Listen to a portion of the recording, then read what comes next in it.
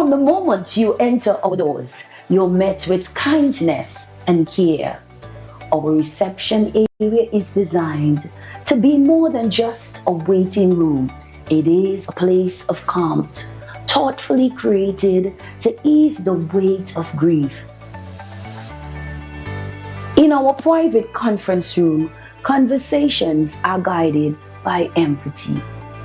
Here, our client experience coordinators sit beside you, not just across the table, to help plan a service that truly reflects your loved one's story. Whether it's a traditional farewell or a personalized celebration of life, we take time to understand your wishes and offer thoughtful guidance. At the heart of our organization is a dedicated manager who ensures that everything runs smoothly, from the smallest detail to the final farewell. We understand that choosing a casket or a coffin is a deeply personal decision. In our selection room, we provide a calm, respectful environment where families can take their time and explore options that reflect their loved one's life, beliefs, and preference. Our spacious chapel is where memories are honored and lives are celebrated, designed with serenity and warmth. It provides a welcoming space for families and friends to come together in reflection and remembrance. For families choosing cremation, we offer on-site professional cremation services in a setting that upholds dignity, peace, and confidentiality. Our crematorium offers a seamless and respectful alternative to traditional burial, giving families flexibility while maintaining the highest standard of care.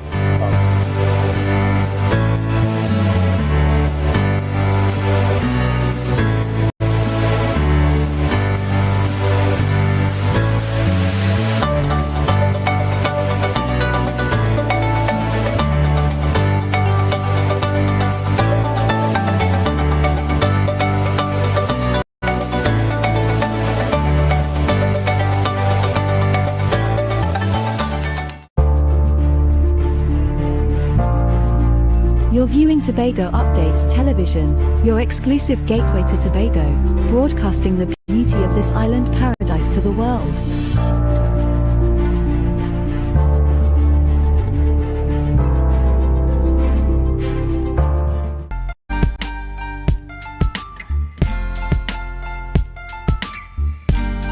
Put a smile on your face when you're moving from place to place. Good morning. Good morning, morning, good morning, morning.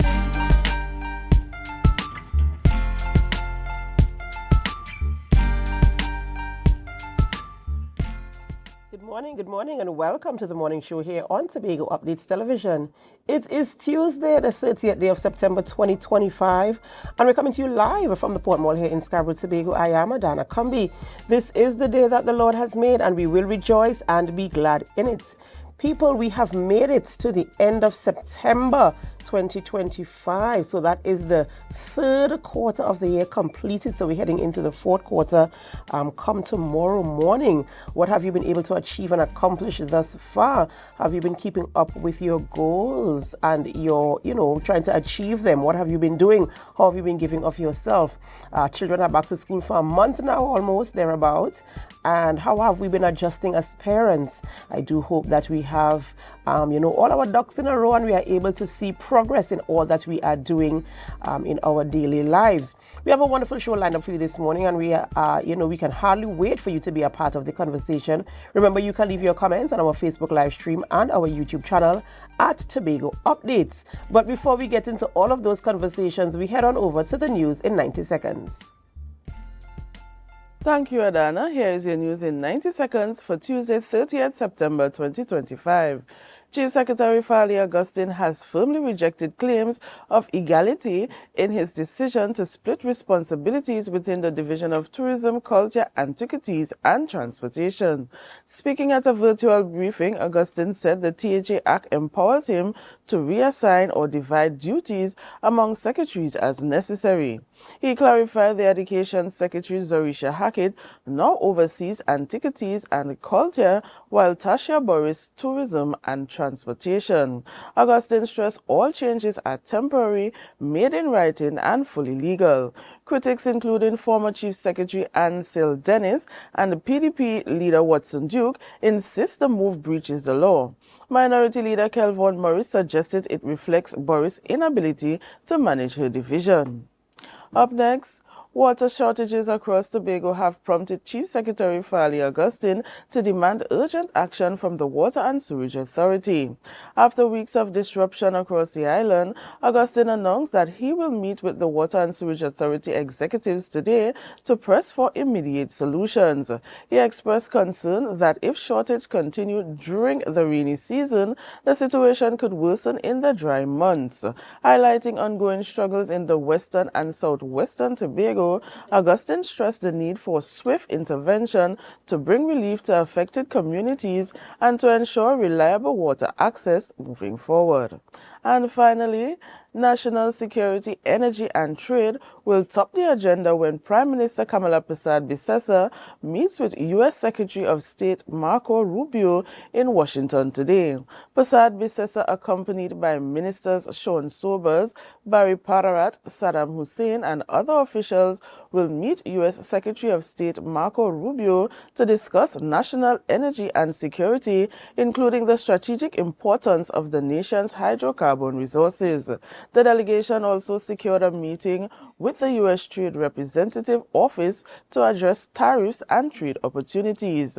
The visit follows 5 days in New York, where Persad-Bissessar attended the United Nations General Assembly. And that was your news in 90 seconds.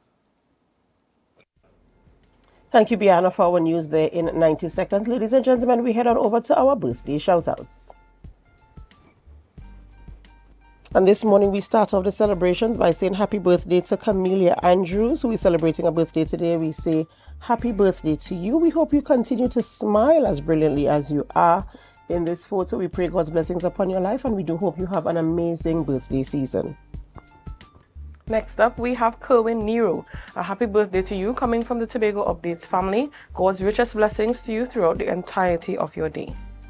My special lady, Miss Monique George. Monique George celebrated her birthday yesterday. In fact, it's a belated birthday, and I want to say happy birthday to you. I did not get your photo in time, but today I must big you up. I must celebrate you, and I do hope that you have an amazing birthday season and period, and I pray God's blessings upon your life, that you continue to walk in purpose, and that you enjoy the blessings that come with celebrating a birthday.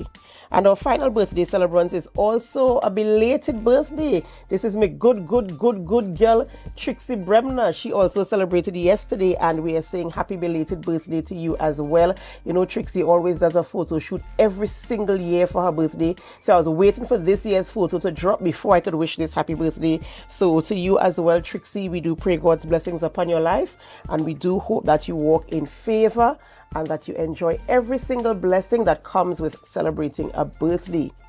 Remember, even if we do not have your photograph and you are celebrating, we join in the celebration with you and remind you to put God first, because He's the sole reason why there's anything for us to celebrate. Guess who's in studio with me this morning? You might never figure it out, but I can tell you, I'm going to let her introduce herself this morning.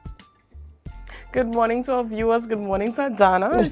Very happy to be with you here again this morning. To our varying viewers on our platforms, Facebook, YouTube, and 102 on AMPLIA, a special good morning to you, and thank you so much for your support this morning. That's right. So Natalia, you know, we're going to have interesting conversations this morning. Who are we speaking with today? This morning, we can hear about 4-H activities for World Food Day. We know that everybody is very much excited for that period where World Food Day comes up. The 4-H team brings on Jamali Waldron this morning. He's a technical field assistant for the 4-H County He's the 4-H County Coordinator, and we'll be hearing this morning from him about the 4-H activities for World Food Day. Then we'll have Michael Joseph, owner of Mackenzie Artistry, speaking to us about a Tobago face painting workshop. And last but certainly not least, we'll have Jovan Priscilla, CEO of Herd Wide Business Solutions, for a call for brand ambassadors, right? So we have a lot in store for them this morning, a lot of exciting interviews, and maybe your opportunity to be an ambassador this morning. So you have to stay tuned. Of course. Thank you, Natalia, for taking us through what we're going to be having conversations about this morning. Viewers, of course, we do hope that you can stay tuned with us, as Natalia mentioned. Remember, you can leave your comments on our Facebook live stream and our YouTube channel at Tobago Updates. We want you to be a part of the conversation. We want you to ask your questions and make your suggestions and your comments as well. And for those of you who are viewing on AMPLIA 102 or Floor 121 or 130, we welcome you as well. Whether you are viewing right here in Tobago, in Trinidad, the Caribbean region, the United States of America, Canada, England, all of Europe, Asia, Africa, Australia, wherever you are this morning, we say thank you so much. We're going to go for a short break before we begin conversations, and as we go, we invite you to help us. Share the live, share the live, share the live. We'll be right back.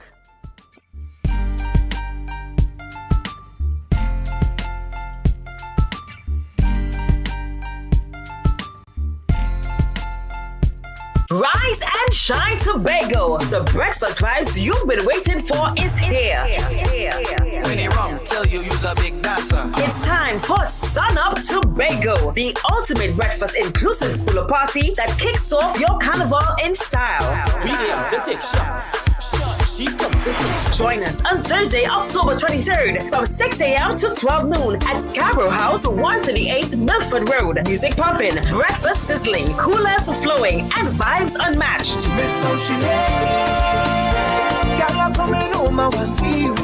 This is where sun, sea, soca, and celebration collides. Get your early bird tickets now at Pablo Supermarket, Barcode, Lost Restaurant and Lounge, Signature Cuts, IslandEtickets.com, and committee members. Don't miss the event where Tobago Carnival truly begins. Sun Up Tobago. Come for the breakfast, stay for the vibe. Tobago, are you ready to light up the night?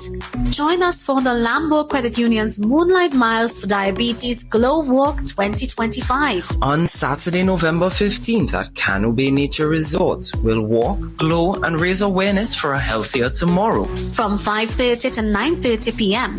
Bring your family and friends for plenty glow energy. Registration is just $180 per person, or grab your crew of 5 for only $150 each. Sign up online or at Lambo Credit Union branches before October 31st. For more registration and payment details, visit lambocreditunion.com and search Moonlight Miles today.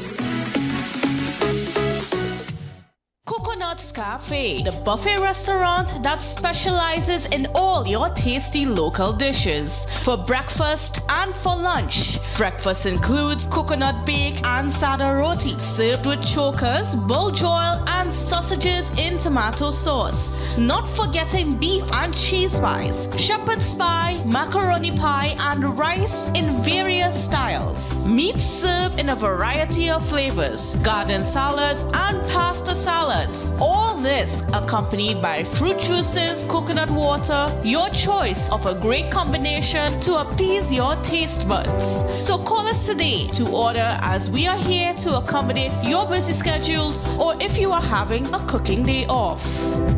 The road is calling. Tobago Carnival. Neon is coming. Presenting the Mashup King himself, DJ Kai, alongside the voice of the people, Boy Boy. The dynamic duo bringing pure fire to the road, CSI Khaled and Selecta Stefan. And Tobago's own, the people's champion, DJ Big Youth. This is Neon Night Mass. One road, one rhythm, one experience. Tobago Carnival 2025. We outside. MI4 Security Services Company is the most advanced security service in Tobago. Ask about our cash and transit service. It's safe, risk-free, reliable, and timely.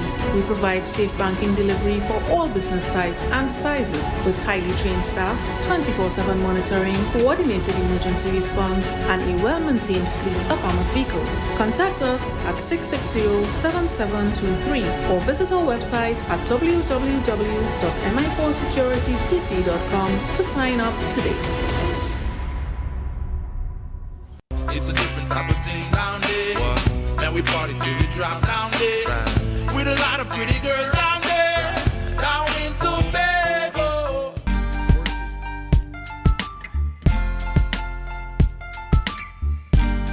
Put a smile on your face when you're moving from place to place. Good morning, good morning, morning, good morning, morning.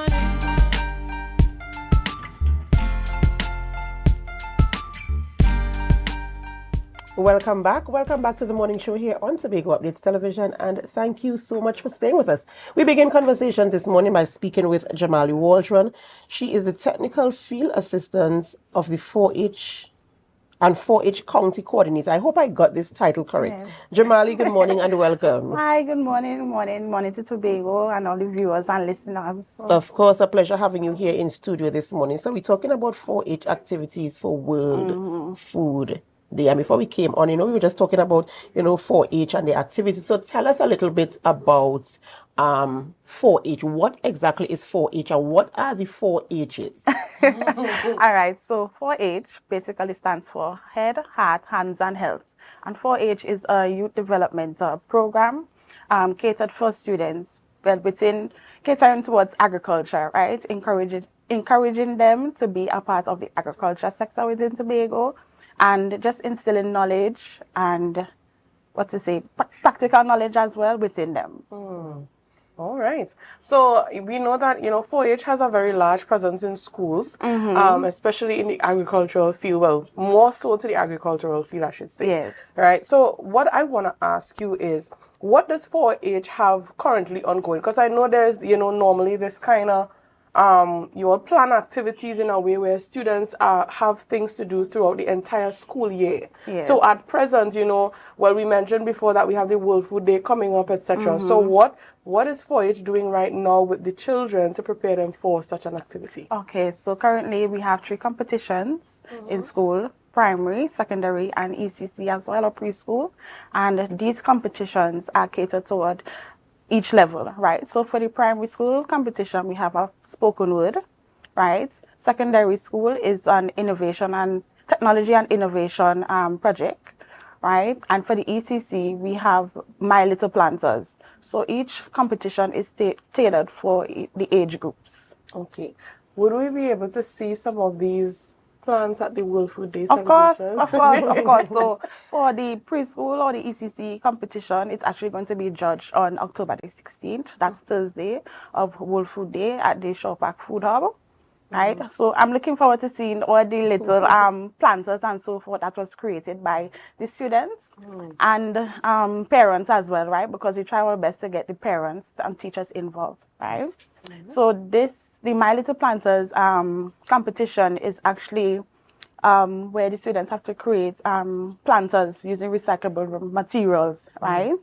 So it is supposed to depict either a farm animal, flowers, horticulture, something of that sort within agriculture, right? So they come and then they will display it and it will be judged accordingly.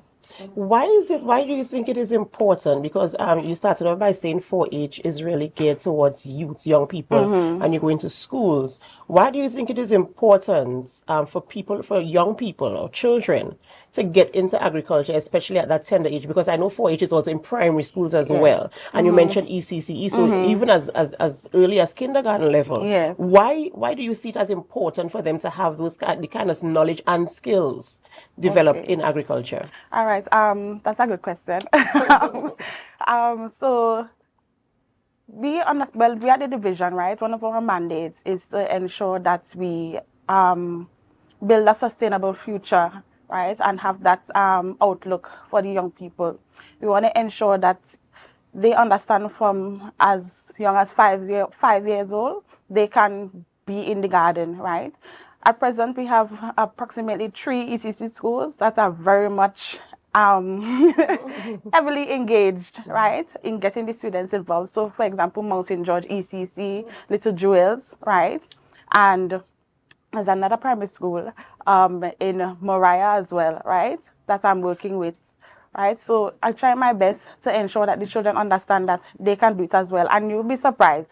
They're in the garden with their hats and their little boots and so forth. And, you know, they're watering and they're planting. And they want to know, well, miss, what is this? What is that?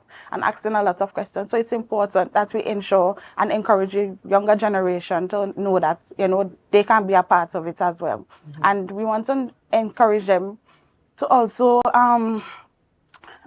for them to know that agriculture is not hard, right?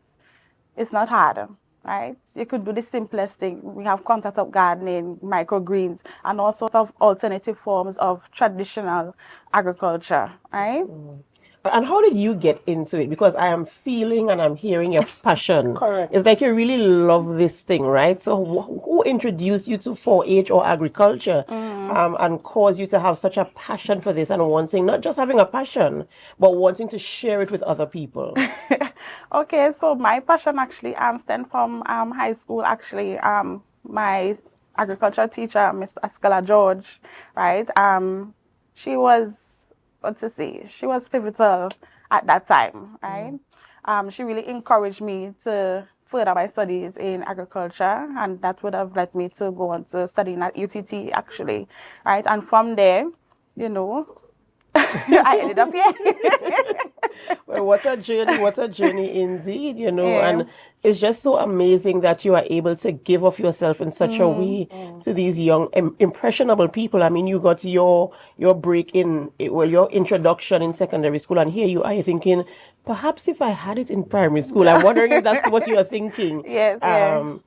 So, you know, I must commend your efforts in terms of ensuring that the message is spread, that children understand that they can practically do anything once they're given the right tools. Right, so I want to come back to the competition a little bit. And you were talking about the fact that they have to construct something in a type of shape using recyclable material. So tell us a little bit more about some of the material that they are likely to use and in terms of the creativity, because these young people, these children, they could be really, really creative. And so tell us some of the things that they are likely to use. Okay, so they could use bottles, drums, plastic, paper bags, so forth, cardboard boxes to construct whatever animal or so forth. For example, a cow, you know, sheep, things like that.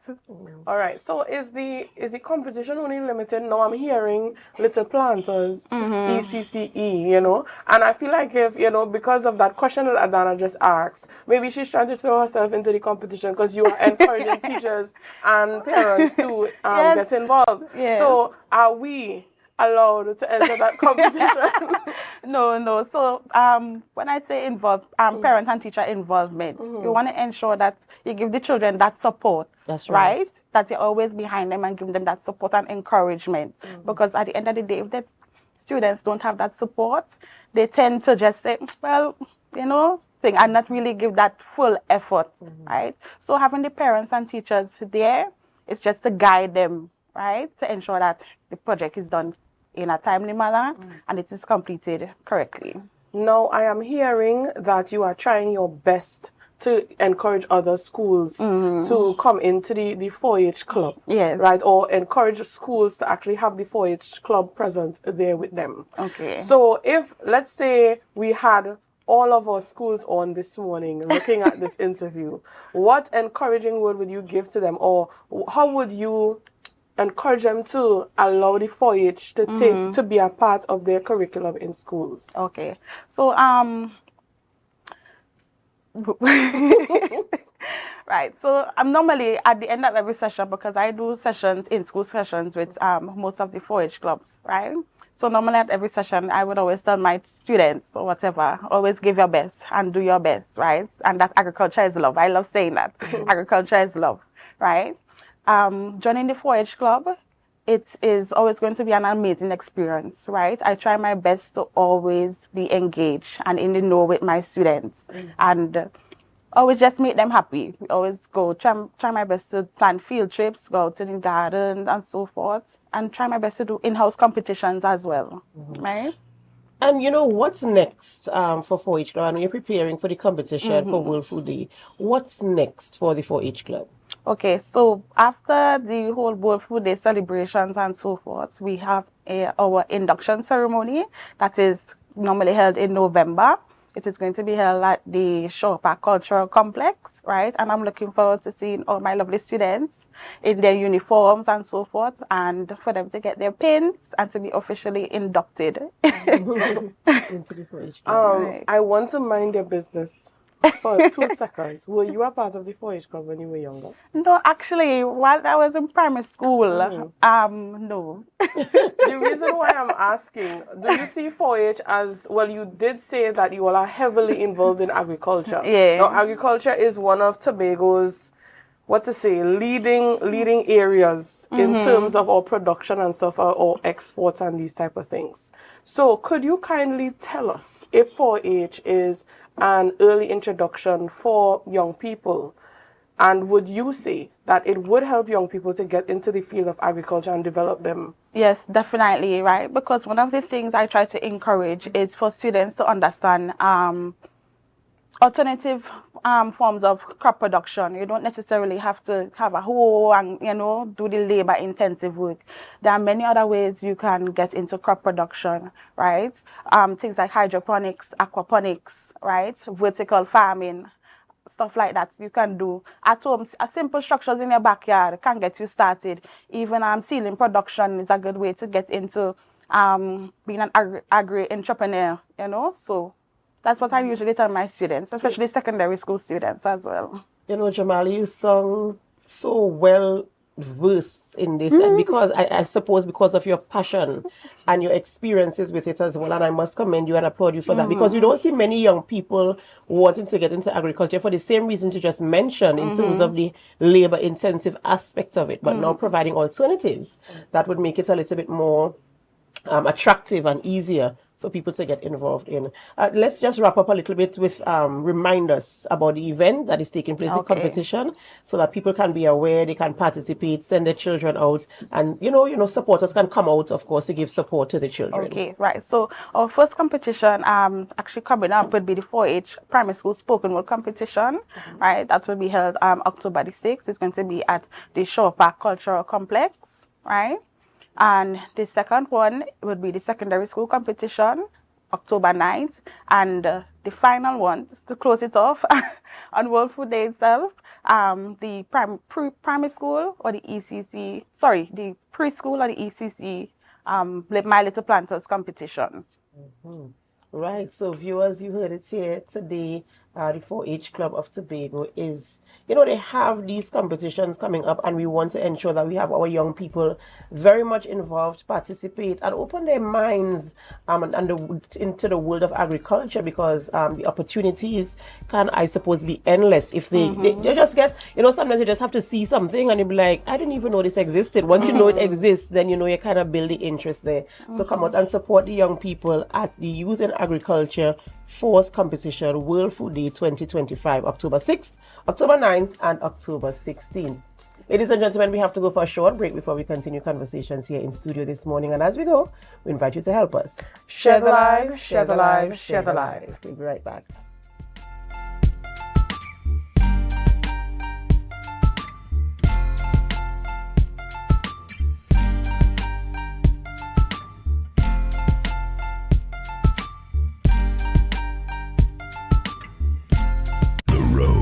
Calling. Tobago Carnival. Neon is coming. Presenting the Mashup King himself, DJ Kai, alongside the voice of the people, Boy Boy. The dynamic duo bringing pure fire to the road, CSI Khaled and Selecta Stefan. And Tobago's own, the people's champion, DJ Big Youth. This is Neon Night Mass. One road, one rhythm, one experience. Tobago Carnival 2025. We outside.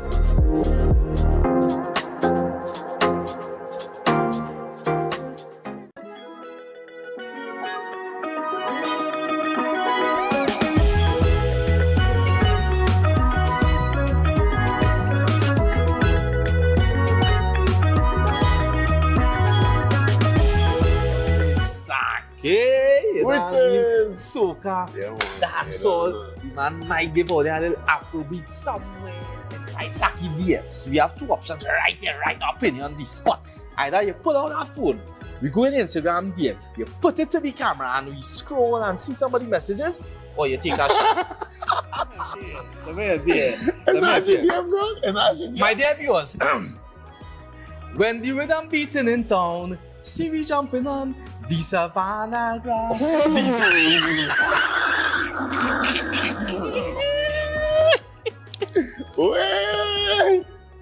Right?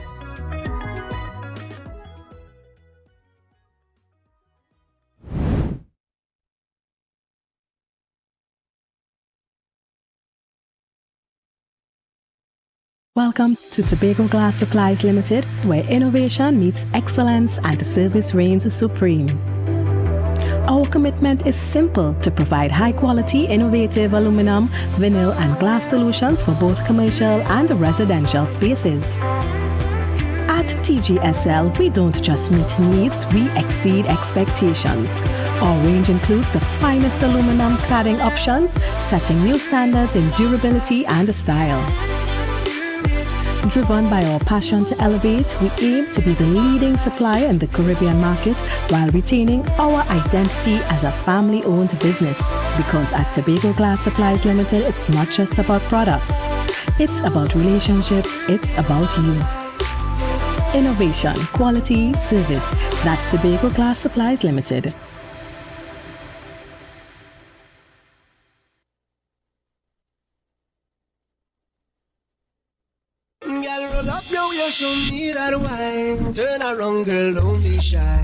Nirvana, Tobago's premier all-inclusive event for Carnival 2025.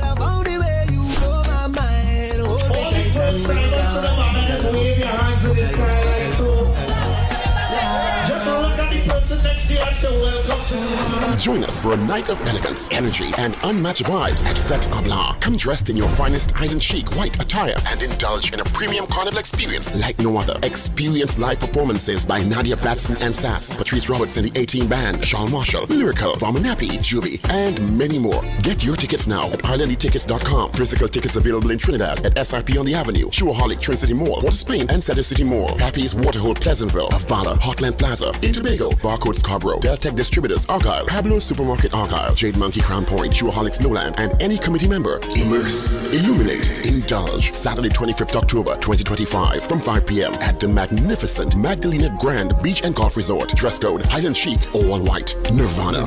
Fête AMPLIA, where luxury meets rhythm and elegance meets euphoria. Don't just attend, arrive in style.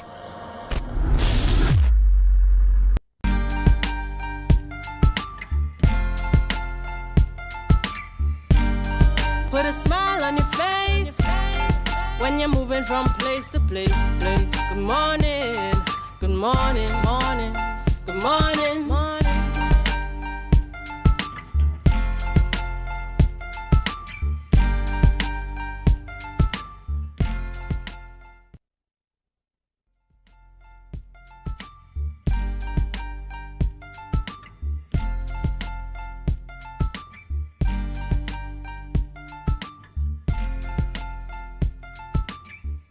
Welcome back, viewers, to our morning show here on Tobago Updates. We continue on with our excitement in studio this morning, and we'd like to bring on one time. Let's just bring her on because, you know, that is the topic for this morning. We're speaking about face and more so to face painting. So we'll just like to bring on Michelle Joseph. She is the owner of Mackenzie Artistry. Good morning to you, Miss Joseph. Good morning, morning. Good morning. Good morning to you. All right, so you're here to speak to us about a Tobago face painting workshop. Now, my first question to you is, what inspired this workshop? What inspired you to bring face painting in a workshop format so that we could learn to face paint others? Okay, so first of all, let me say good morning to the both of you all as well as everyone looking on. Good morning. So face painting has become a real passion of mine. I love to paint. I love artwork. But I realized that most persons, when they see the work, they want to learn how to paint. So I'm like, I really like teaching as well. So why not combine the two and break it down to a fundamental level and teach as much as I can. All right. And even before that, what got you into face painting? What was that thing that made you excited about face painting? I know a lot of children, they love when they go to parties, they love the animation on their faces and stuff like that. So what got you into it in the first place? Okay, so I started doing artwork in secondary school, that is St. Francis Girls College. And I love art, I love everything about creativity. But I paused on it for a while to do more academic work, right? Which I think most people tend to want their children to focus on. But somehow I had a friend who asked if I could come and paint at her child's party. And I'm like, well, I could draw. Why not? I did it. And I was like, wow, I really love it. I love interacting with the children. I love the challenge of painting a moving canvas. It just became, that was the end of it. The rest And is so you history. created a business out of it, and now here you are with people, of course, as you mentioned, wanting to learn how to do it themselves as well. So I suppose Yes. probably for them their own selves or probably to start a business as well. And so you're coming to Tobago, and the workshop is being held. Tell us a little bit about the workshop, what people can expect, what to look forward to. As you mentioned before, I mean, you're painting on a moving canvas, so would you have models? How are you going to set up and stuff like that? So we want to get some details as to what this workshop would look like. Yes. Okay, I love detail. So, what I plan to do is to break, as I said before, to break it down to a very fundamental level. So, we're going to go through stuff like color theory, the right paints to use. I'm going to go through the different strokes, how to paint a bit quicker because there's going to be a line. And this is open to not just persons who want to start it off as a business, but maybe you're a teacher in a school and you know that you always have bazaars coming up. You could always be able to volunteer. So it's open to anyone who's interested in trying. And when it comes to age as well, the youngest I've painted is a is a 14-year-old. So I break it down to the point where it makes it so easy to understand. So yes, that's what you'll be going through. In terms of the layout of the class, I will have practice boards there for you to practice on, but every single thing that I teach, I'm going to show you it on a face, and you are going to get an opportunity to duplicate it. And I do give homework, so you also have assignments for me afterward, so I can see if you're progressing. So it doesn't just end on the day of the workshop. I'm here with you all the way. Right. So that is the details coming up for the workshop. Now I want to get into the workshop itself. I'm seeing that you are focusing on a lot for the workshop itself. That is color theory, fundamental brush strokes, composition, popular quick designs, hygienic practices, and rules. Now, could you tell us a little bit, just give us some brief info that would be in that workshop itself? Because I don't want to let you give out all and then all of a sudden somebody knows how to face paint through Tobago Updates morning show, right? So could you give us some information? Could you give us some brief information on some of those things that you'll be touching on for the workshop itself? Sure. So we'll be mostly firstly starting with the tools that are necessary for it, right? So I touched, as I mentioned on the flyer, we're dealing with hygienic practices. There are specific paints that you have to purchase. So you know you don't use acrylic paints on the skin. There's paints that are actually formulated and regulated where you can use that is safe to use on children's skin. Right? So I'll go through the different paints to purchase. That is the first and most important part, safety. And then we will be going through stuff like, as I said, the strokes, what more, how do I make this, how to look at a design and break it down to a way that you could then try it out. Because remember, we don't have an entire week. So it's not as if I can show you every design under the sun, but I want you to be able to look at something and decide, you know what, I could tackle this design. So that is pretty much what we'll be doing. So it really is a hands-on, immersive experience that they will be having when they participate in the workshop. So tell us in terms of the day of the workshop, the time, the cost, what do I need to bring? Do I need to come with anything or do I just show up? So tell us a little bit about that. Okay, so you definitely show up with your creativity. You show up with great energy because I love to have fun while I learn. The workshop, you are going to work with your kit, but I actually am coming with someone who sells paints as well. She sells the correct paints. That is the paint hub. She'll be there with a little setup. So you could also decide to purchase as well. But Ideally, I would like you to come with your paint so that you could build your kit and I could show you exactly how to build it, right? The day of the workshop is on the 4th of October, so that is this Saturday. I'm so excited. I'm giving it 2 different slots to make it a bit convenient for persons. So you can choose whether you want to come in the morning time or you could choose afternoon if that's more convenient. So the times are 9 to 12, or you could choose 2 to 5, right? Yes, making sure. So it makes it where you could break up your time. I don't know if you have to cook in the morning before you come. That's fine. You could come to the afternoon and just make it a bit convenient for everyone. And I'm seeing here, of course, after they send in the inquiries about the workshop, that you will send a list. Because you mentioned that they have to work with their paint. Yeah. So you did say you will send a list of items that they need to have. So they bring their material and they come and they participate in the event. Now I'm seeing that the event is being held in what you call that area there, Mount Pleasant, the Mount Pleasant area, Buku Mount Pleasant area. Tell me the capacity that you're looking for, because I know the space itself. So how many persons are you hoping to sign on for each session? And I want to throw on to Adana's question as well. What is the age range for this workshop? Okay, sure. No problem. So I want to keep the classes small because as much as I do want to have persons come in and learn, I want it to be where I could literally hold your hand if it's necessary.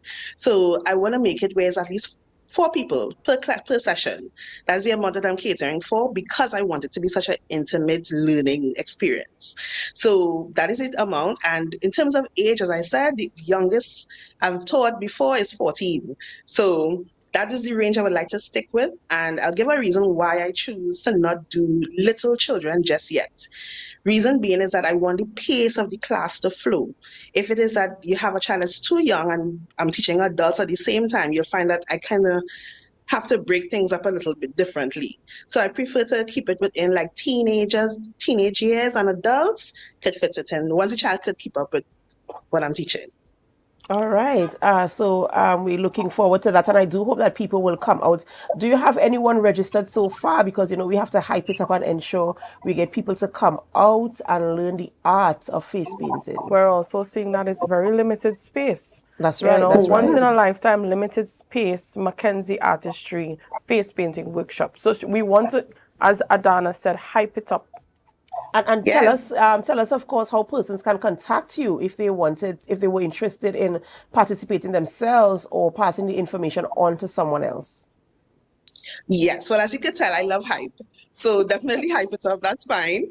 The spaces being so small, I actually already have half of the spaces filled, which is great because I had persons who would have traveled from Tobago to Trinidad to do workshops before. So those who inquired before were on standby. So as soon as the flyer went up, they went ahead and registered, right? Sorry, you can tell me, what's the very last question? How do they contact you if they want to participate?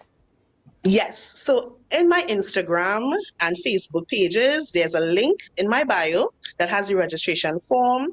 However, you could feel free to WhatsApp me 358-6826. That is 358-6826. And I could send you the link there as well, and we could chat a little bit more. And before you go, I really have this question I want to ask. Well, 2 questions, in fact. One, what was your most fun experience at an event doing the face painting? 1. And 2, your most memorable moment in terms of teaching, because, this is not your first workshop. So, your most exciting, your most memorable moment, your most exciting event, rather, and your most memorable moment while teaching. Okay, so the most exciting event that I could say comes to mind when dealing with in parties on a work basis on the job, I would have to say is when adults join in. So when you have the actual clients come and decide, you know what, I really like the work that I see, I want to join in. If I could think of one as well is there was a granny who came, a little tanty, and she asked for her face paint, and I'm thinking she's going to ask for a flower or something, and she's like, I don't know, I think I wanted to paint like a sword or with something. I was like, wow. So the request is always out of, you can never get ready for it. And when it comes to actually teaching, I think what's really sticks with me comes after the classes, where in the class they come in very timid. I'm not sure if I could paint. I'm not sure if I could draw. And throughout the class, you're hearing the ooh or the what.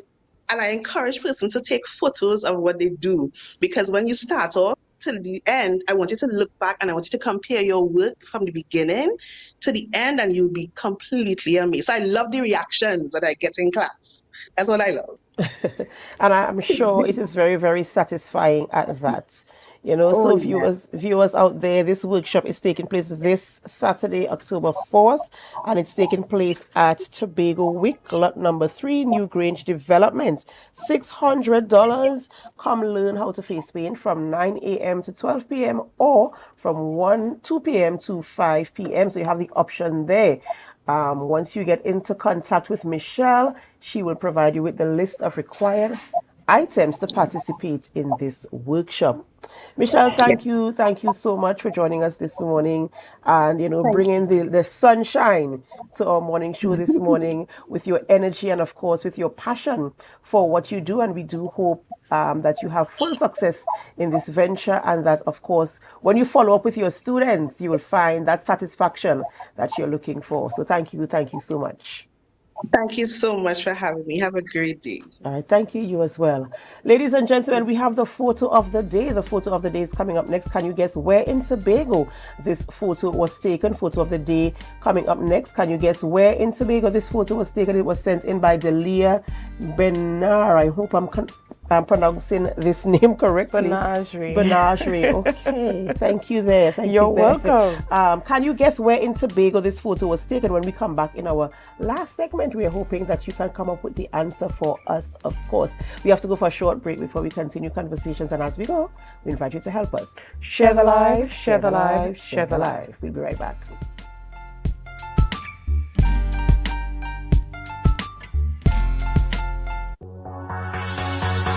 Tobago, are you ready to light up the night? Join us for the Lambo Credit Union's Moonlight Miles for Diabetes Glow Walk 2025. On Saturday, November 15th at Cano Bay Nature Resort, we'll walk, glow, and raise awareness for a healthier tomorrow. From 5:30 to 9:30 p.m. Bring your family and friends for plenty glow energy. Registration is just $180 per person, or grab your crew of 5 for only $150 each. Sign up online or at Lambo Credit Union branches before October 31st. For more registration and payment details, visit lambocreditunion.com and search Moonlight Miles today.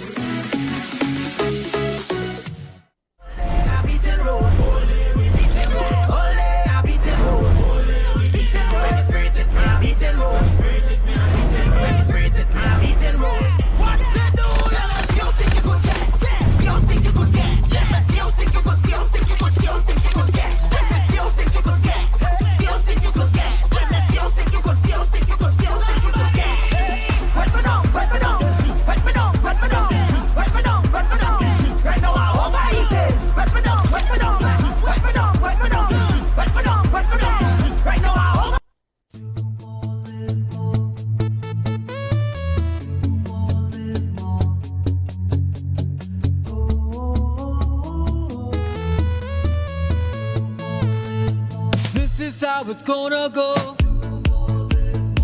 They better look up below, 'cause this is your show, and everybody's gonna know. Say it to them once again. They better look up below. This is your show, and everybody's gonna know. That's how it's gonna go. They better look up below, 'cause this is your show. Tobago Updates Television recognizes women in business. Every Thursday morning on the morning show, we engage with women-owned and operated businesses from right here in Tobago. We'll discover these women, their businesses, what inspired their business, their highs and their lows, and their encouragement to you. Join me, your host, Adana Kambi, this and every Thursday on the morning show from 7:40 a.m. as we celebrate and encourage women in business. Rise and Sunshine Tobago. The breakfast vibes you've been waiting for is here. When they wrong, tell you you's a big dancer. It's time for Sun Up Tobago, the ultimate breakfast inclusive pool party that kicks off your carnival in style. We come to take shots. She come to take shots. Join us on Thursday, October 23rd from 6 a.m. to 12 noon at Scarborough House, 138 Milford Road. Music pumping, breakfast sizzling, coolers flowing, and vibes unmatched.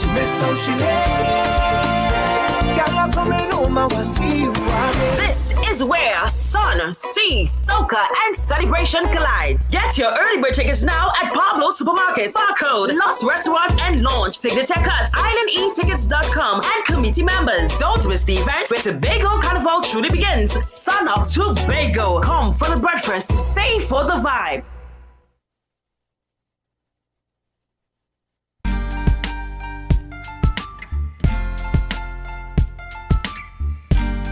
Put a smile on your face when you're moving from place to place. Good morning, good morning, morning, good morning, morning.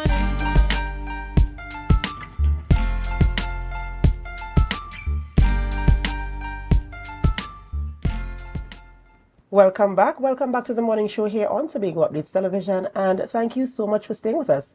We continue conversations this morning in studio, and we have with us Mr. Jovan Priscilla, CEO of Head White Business Solutions, and we're here to talk about the Brand Ambassador Call. We're going to get into the conversation. Remember, you can be a part of it as well by leaving your comments on our Facebook live stream and our YouTube channel at Tobago Updates. Good morning and welcome. Good morning. How are you doing?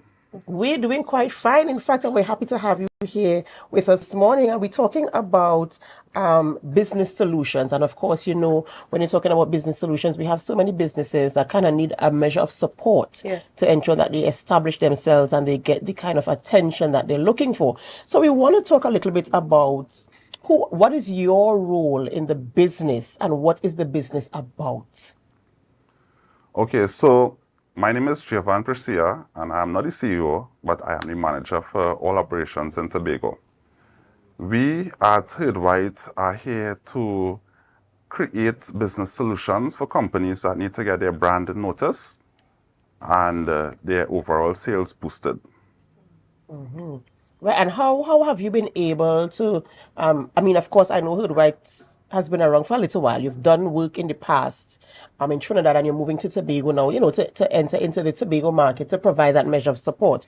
How are you able to achieve those objectives in terms of giving the support, ensuring the company or the business has visibility and is viable in the market space? Okay, so we have noticed that a lot of marketing companies in Tobago do not have trained ambassadors to represent the client's needs efficiently. So we have decided to move to Tobago to create that form of employment and train staff to make sure that each client gets exactly what they intend to, where it comes from boosting the company's image as well as the overall sales of the brand. All right, so I want to get into what exactly the brand ambassadors would be working, who they would be working with, and what they'd be working toward. Now, my question to you is, what services does Head White give to the public? Okay, so we at Head White, we provide all different ranges of services. We provide brand ambassador services, ushering, we even do event coordination. Recently, we had an event that we did for a particular brand, and it was a golf tournament, and we did the whole thing from start to finish. So we have a lot of things coming. We have worked with brands such as Massey, AMCO, Jaguar, Land Rover, and even Caribbean Airlines we have worked with in the past. You know, you mentioned that you provide training to your ambassadors. What type of training do you provide, and how long is the training period for? So the training that we provide is to make sure that each ambassador does not come without any sort of knowledge. It is a marketing company, and we deal with sales. So we teach our ambassadors how to deal and interact with clients, customers, as well as we teach them on how to understand the product that we represent in, and basically teach them sales advantages, how to increase sales as well. And how intensive is the training, and what is the period? Is there like a time frame? Is it a 1 week, 2 weeks, 3 sessions, 4 sessions? How do you gauge the training period? So we normally have different training sessions based on the brand's request, but general training sessions we try to do regularly. Every 3 to 6 months we do a training session just to make sure that each ambassador, the product knowledge and the sales appreciation is there. Right. So what qualifies me to be a brand ambassador? Because from what the answer that you just gave to Adana here, you said that you would have some intense training into marketing for the company itself. So what qualifies me to approach you to be a brand ambassador? We have different jobs. As I said, we have from being a brand ambassador to ushering to event coordination, and it will be dependent on what you're looking for, so that we will know how to place you. Okay. And so you're in Tobago now and you're looking for persons. You said you want to engage persons in Tobago to ensure you are able to support the businesses here on the island of Tobago. So you're kind of making a call for ambassadors in Tobago. So tell us where you are setting up in Tobago and how persons can contact you to be is there going to be a screening process? How are you going to do to engage persons to be a part of Herd Whites? Okay, so we have a screening process, and we have an online presence as well too. So you can find us at Herd White Business Solutions Limited on Instagram and Facebook. And I can give my email address and phone number, and people can reach out to me and send me emails. And basically, we don't have a current location at the moment, but we would have it very soon. So that's something that we're working on as well. And, I know this period that you're in Tobago is for recruitment purposes, to find persons. So how long do you intend to be around in Tobago? So in the event somebody contacts you, whether it's via your social media or your email or by telephone contact, how long do you intend to be in Tobago to spot those persons, to gather them together and to start the training? Well, this is not something that we just decided to have jobs in Tobago. We actually decided to create an operation in Tobago that would be here to stay. We have the company in Trinidad, as well as we would be having a Tobago-based company as well too. So we would be having jobs throughout the year, staying in Tobago. Now, I know a lot of young people gravitate to being brand ambassadors. I don't want to say for the benefits, but some of them go specifically for those benefits. So what are some of the benefits that Herd White would be giving to brand ambassadors should they come? So one of the benefits that we give by basically being employed with us is we provide training that not necessarily would be towards working with us, but training that will help you throughout the course of your life. Basic customer service, sales strategies, those kind of stuff, as well as we offer part-time work. So even if you're a young person and you're in university or you're studying, you can have part-time work and still make money while going to school. And how long has Herd White been around? Because earlier you mentioned that you worked with some different brands. So how long have you been around and operating, and some of the successes that you've enjoyed? Because I'm sure the fact that you got a second job is because you were successful in the first, and a third job because you were successful. So how long have you been in operation? We have been operating for the past 3 years. And the reason why we continue to get jobs, as I say, is because we have strong emphasis based on training our staff. We provide the necessary tools needed to put our ambassadors to be able to represent the client's company in the best way possible. And working for someone else in terms of trying to ensure that you reach that you meet their objectives, because the company gives you the assignment. This is what we want to do. What are some of the challenges that you might face in terms of trying to ensure you meet the objectives of the company through the events? Well, most of our objectives that we may encounter would be that staffing. So having untrained staff is a disadvantage. So that's why we take steps to make sure that everyone who work with us, we're on the same page. We educate them, they understand their roles and responsibilities, so that would also provide a more efficient method of doing the business. So let's say I join Hood White Adana as a brand ambassador. Yes. What would I look as a product of Hood White? What do you look forward to seeing from me as a brand ambassador for Hood White? Okay, so one of the requirements is that, well, when you come to work with us, we give you necessary training. We have a look that we ask. Basically, you keep yourself in a manner that is, yes, that's our training. Yeah. Yeah. So keep yourself in a manner that is professional. You know how to speak to customers, and basically have the attire of someone who is professional. All right. Okay. All right. So it really is about providing, can I use the term executive type of support for your clients, ensuring that their brand is well represented. Yes. Business solutions to companies willing to, boost their brand image. So is it just social activities or social engagements like a family day, a sports day? How do you provide the measure of business solution? Because we're talking about business solutions here. What are the things outside of events that you provide for the clients? So basically, most companies who come to us, their sole goal is to get their sales increased. So that's why you would hire a company like us to represent you.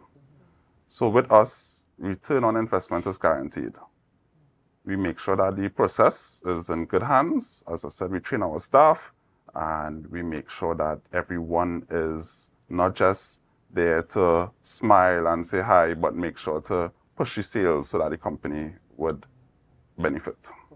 Right. So I'm hearing that we have to have an all-round knowledge of Hood White and Hood White's business. Because, I can't market to somebody if I don't know what I'm marketing. Right? So all of this training is involved in being a brand ambassador for Hood White. Yes. Right. All right. Well, it's really good stuff. It's always good to have new skills or enhanced skills and to be knowledgeable in the work that you are doing. So providing training is very, very important. I am an advocate for training, in fact, and I believe that you must be well equipped to do the job assigned to you. So Hood White is in Tobago. Persons can contact you via your social media pages, as well as your email address. To get involved, you might see them around in the t-shirts with a fancy logo, very simple, very executive, Hood White. In the event you're looking to be a brand ambassador for any company, link up with Hood White. They'll provide the necessary training that is required to ensure you meet the company's objectives and that you are a good representative for the brand Hood White. Thank you so much for joining us this morning and for giving us that information. We do hope that as you continue your recruitment, you find the right fit for your company and that you're able to provide the right business solutions for businesses here on the island of Tobago. Thank you very much. Ladies and gentlemen, were you able to guess the photo of the day? The photo of the day was sent earlier in this segment, or last segment, I think. Do you know where this photo is? It was taken right here in beautiful, beautiful Tobago. Can anybody guess? It was sent in by Delia Benazri. Okay, good. There we go. Thank you, Delia, for sending in that photo this morning. Do you know where the photo was taken? It was Back Bay. Back Bay, yes, I'm being told it's Back Bay, Tobago. Absolutely gorgeous, gorgeous place here on the island of Tobago. So for those of you who sent in your comments, we do see you. Well, ladies and gentlemen, this is where we have to end the morning show here on Tobago Updates Television. But it's not where we end our program, and we head on over to GMT, which is Good Morning Tobago. And as we go, we invite you to help us. Share the live, share the live, share the live.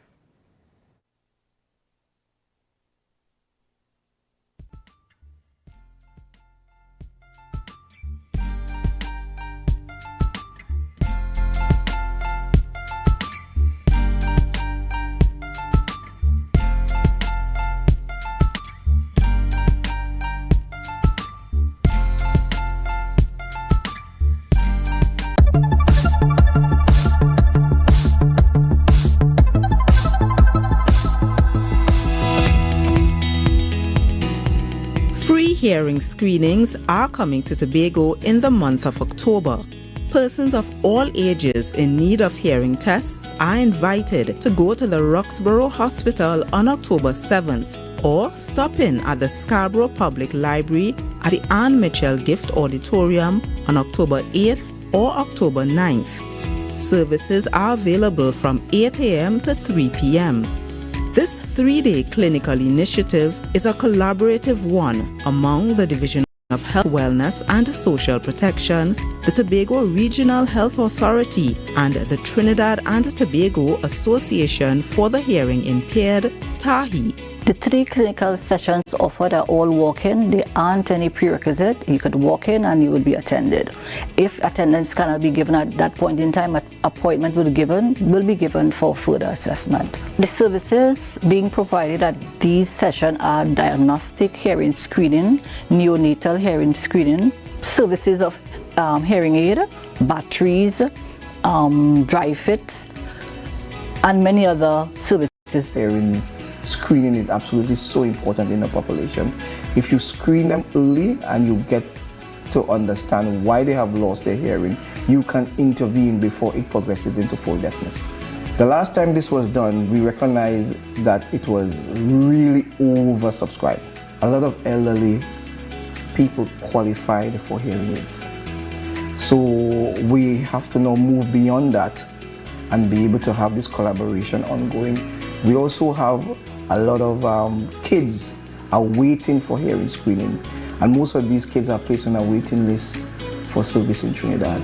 So now we'll be able to take care of all of that, and we'll be able to screen and intervene in as much of the elderly as we can and make sure that they get the necessary hearing apparatus. For more information about this upcoming service, call TAHI's main office in Trinidad at 623-0612 or 787-8045.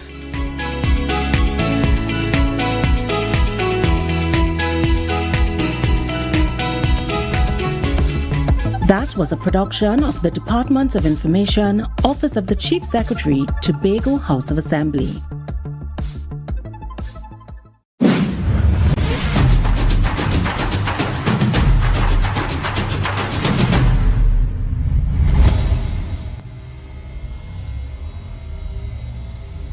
I want to start by sincerely thanking the members of the Baby Friendly Hospital Initiative for the hard work that you guys have put in place to allow us to have the kind of accreditation that we now have. These boxes contain essential items for babies, giving every child a good start. Ladies and gentlemen, I am elated to be part of this beneficial move. So tell me, how will this baby box help you? It will help in a lot because of the stuff inside of it. For instance, the manual pump. You could put it in your bag and walk with it. And the bag, you could open it out and put the baby in it to change. So it's a very good idea. I think the baby box in general will benefit all new moms, but for me in particular, I like the aspect of the breast pump because I personally want to breastfeed for a long time. So that's actually my favorite item in the box, but everything else I think would be useful, from the clothes and all the other goodies that was given today. So that's just my family and I, first of all, the basic needs that baby will need. The one thing I'm actually grateful for is the breast pump because I was about to purchase one. Since I'm exclusively breastfeeding, I want that the father and other family members to be a part of my journey. And I know that this is breastfeeding month. It is, yes it is. Today's launch and unveiling are steps in the right direction. We start by the mummies and giving birth in a baby-friendly facility. And then we send you home with a little bit more support.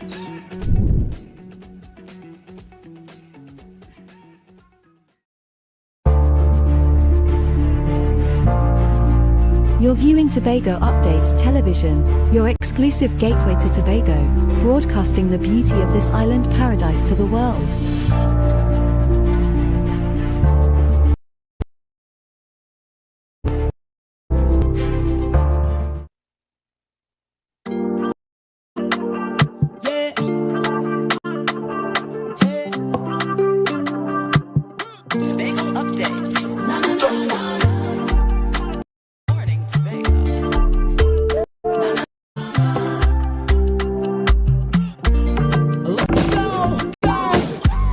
It's a brand new morning, to a brand new dawning as the passion start to rise. The energy fill the skies. I say thanks for favor to wake up and hear my neighbor. 60,000 people strong, and the vibes is never wrong. We are beauty, we are power, we are people in the sun. We are beaches, we are rivers, we are melanated ones. We special and there is no denying. Tobago is number one. I am you and you are me. Together we stronger.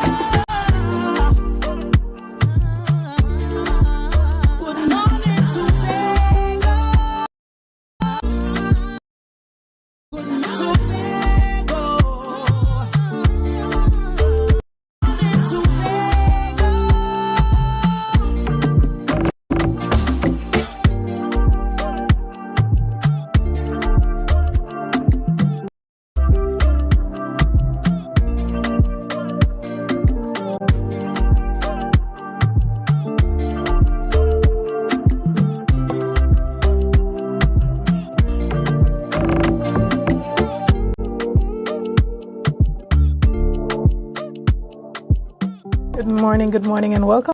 Good morning, Tobago, right here on Tobago Updates. I am your host, Chanel Felix, and I know whenever you see me sitting here, it's because we're about to have those conversations that you want to have while I ask those questions that you want asked. But before we get into this morning's interesting topics and conversations, let's have our news in 90 seconds. Chief Secretary Farley Augustine has firmly rejected claims of in his decision to split responsibilities within the Division of Tourism, Culture, Antiquities and Transportation. Speaking at a virtual briefing, Augustine said the THA Act empowers him to reassign or divide duties among secretaries as necessary. He clarified that Education Secretary Zoe and Culture, while Tashia Boris remains Tourism and Transportation. Augustine stressed all changes are temporary, made in writing and fully legal. Critics, including former Chief Secretary Ansel Dennis and PDP leader Watson Duke, insist the move breaches the law. Minority leader Kelvon Morris suggested it reflects Boris's inability to manage her division. Additionally, water shortages across Tobago have prompted Chief Secretary Farley Augustine to demand urgent action from the Water and Sewage Authority. After weeks of disruptions across the island, Augustine announced that he will meet with the WASA executive today to press for immediate solutions. He expressed concerns that if the shortage continues during the rainy season, the situation could worsen in the dry months. Highlighting ongoing struggles in the western and southwestern Tobago, Augustine stressed that the need for swift intervention to bring relief to affected communities and ensure reliable water access moving forward is critical. And finally, national security, energy and trade will be the top agenda items when Prime Minister Kamala Persad-Bissessar meets with U.S. Secretary of State Marco Rubio in Washington today. Persad-Bissessar, accompanied by the ministers Sean Sobers, Barry Padarat, and Saddam Hussein, are some of the top officials that will be meeting with the U.S. Secretary of State Marco Rubio to discuss national energy and security, including strategic importance of the nation's hydrocarbon resources. The delegation also secured a meeting with the U.S. Trade Representative Office to address tariffs and trade opportunities. The visit follows a 5-day trip to New York, where Persad-Bissessar attended the United Nations General Assembly. And that was our news in 90 seconds. Record straight. And so I assigned temporarily the duties of the division to Secretary Kit. That's for the first week. By the end of the week, and I did so in writing, as we were coming out of the week, and I'm getting the weekly report from Secretary Hackett, and seeing the work that was done, and the work that is required, and what she was able to do and not do, and then having had a conversation with the stakeholders for the Tobago October Carnival, this Chief Secretary decided that he will reassign some of the duties from Secretary Boris to Secretary Hackett. The Chief Secretary said he is legally authorized to assign and reassign duties to secretaries within the THA. I reassigned in writing, not word of mouth, the duties for antiquities and culture to Secretary Hackett, and Secretary Boris remains with the duties for tourism and transportation. Back to Good Morning Tobago, guys. This morning we jump straight ahead into our conversations, and based on that clip that you just saw, you already know what we're talking about this morning. This morning I have the privilege of sitting in studio and chatting with Councillor Petal Danielle Benoit, and we are talking, she's a minority councillor in THA, and we are talking about the reassignment of duties of the Tourism Secretary. Good morning and welcome. Good morning, Chanel. Good morning, Tobago, Trinidad and Tobago, and wherever you are tuned in to Tobago Updates this morning. I'm happy to be here. Good morning to you. Excellent. I'm always careful not to mix you up with the Secretary for Finance. It's a pleasure to see you this morning. This morning we're talking all about what's happening in the Division of Tourism, and we know that Carnival is approaching, and Carnival is one of the big ticket items and one of those things that offer a huge spike in Tobago tourism of recently. You know, we saw that last year, a huge uptick in mostly domestic tourism, but we see a lot of persons flocking to the island. We're at a place where there were extra flights put on, extra sailings, and within 24 hours, completely gone. So that just paints the picture of how high demand this carnival is for persons to get to Tobago, particularly Tobagonians outside of Tobago wanting to come home and be a part of the celebration.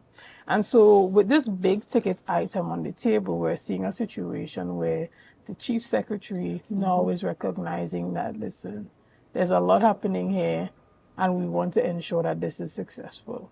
And so clearly this work is more than one man can handle, and we see some assistance being rendered there by Secretary Zorisha Hackett. Tell us a bit about, what the minority says or minority has to say concerning this, because we heard a lot from Minority Leader Kelvin Morris on this particular topic, but we want to hear from you.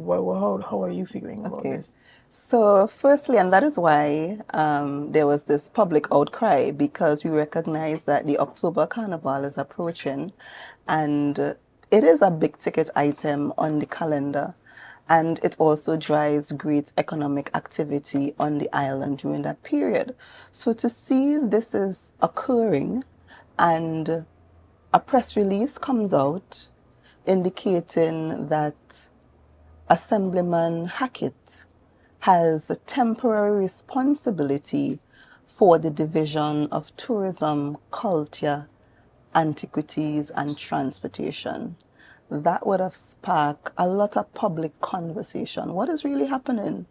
Where is the Secretary of Tourism? October Carnival is approaching. Is she ill? Is she on vacation? What is really going on? And we saw that happening. Then we went to the house, and Secretary of Tourism was in the house. Assemblyman Duke would have raised some questions to the secretary, the councillor, And she indicated in no uncertain terms that she still remains councillor and she is still the secretary of the division. And that division is tourism, culture, antiquities and transportation. And until she receives further notice, she is still the secretary.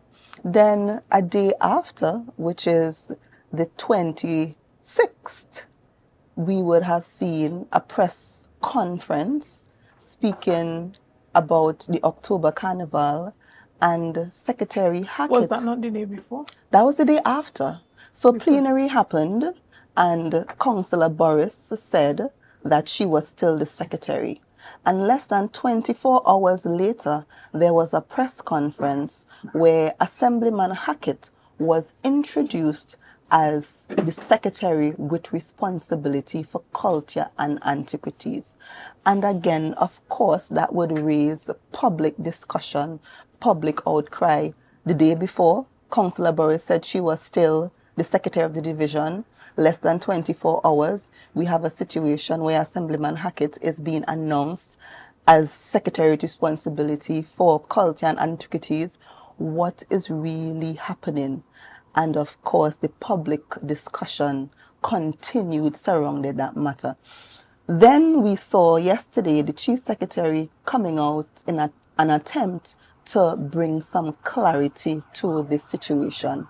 And he said that it was within his right to reassign duties, and yes, it is within his right. However, what we see is that this reassignment causing some level of confusion, because one, the question remains, is there still a division of tourism, culture, antiquities and transportation? And if there is a division named as such, who is the secretary that is providing general direction and control in keeping with the act over that division?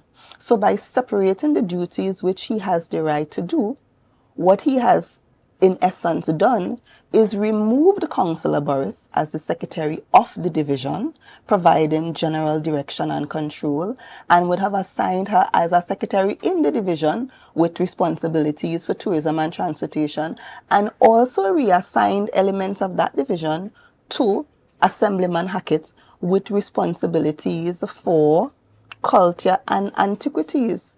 And what happens when there is not general direction and control by an individual, which the Act provides for? There are areas within the division that does not necessarily fall within culture and antiquities or transportation and tourism. Take, for instance, the HR department. Take, for instance, the accounting department. There are persons there on contract. When contract comes for renewal, who is providing that general direction and control? Who will be the one that will be reviewing and signing off the contracts of this person in the event that there is some incident that would occur that may need some action in relation to the division of a whole? Who is the one that is providing that general direction and control over the division?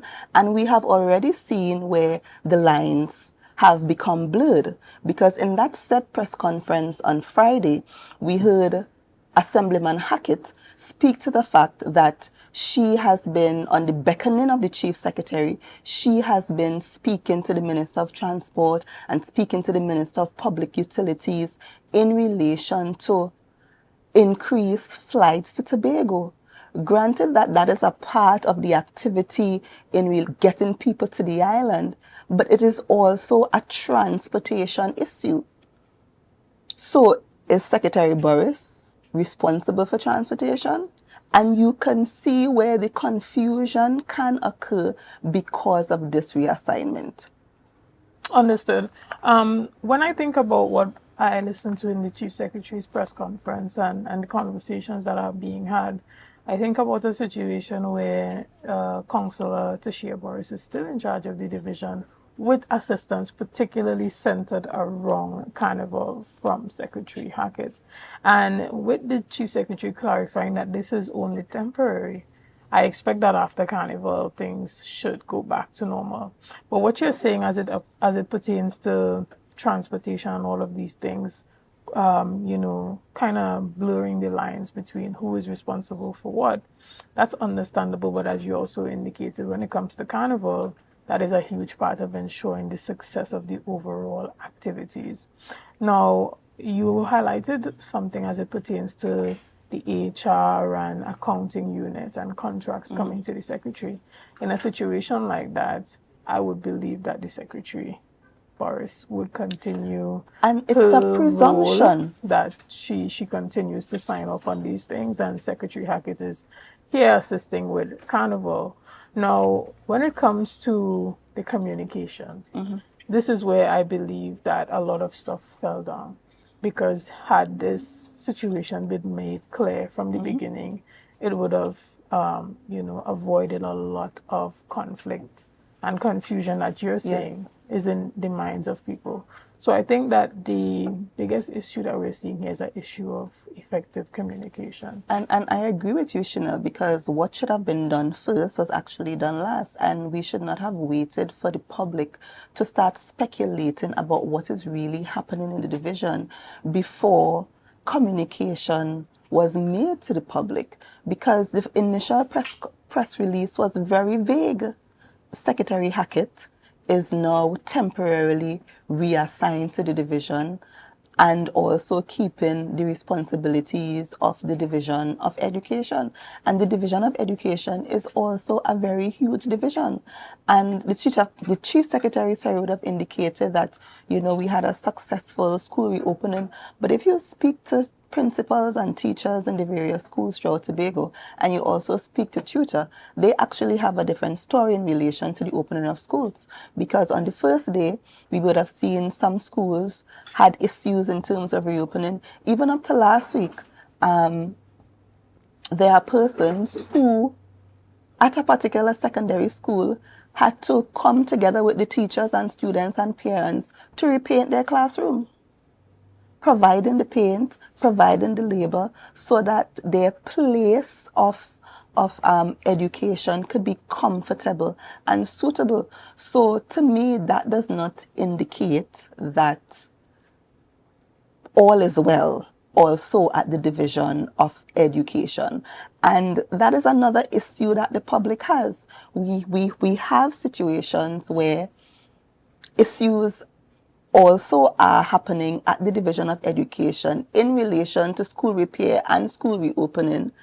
And then we are reassigning such a secretary to another division to assist. The Secretary of Education, in our view, also needs some assistance in the Division of Education. Right. Recently, there was a comment by the minority leader asking whether or not the situation with WASA and the water shortage was a strategic one that undermines the management, the top-level executive management of WASA in Tobago. What are your thoughts about this?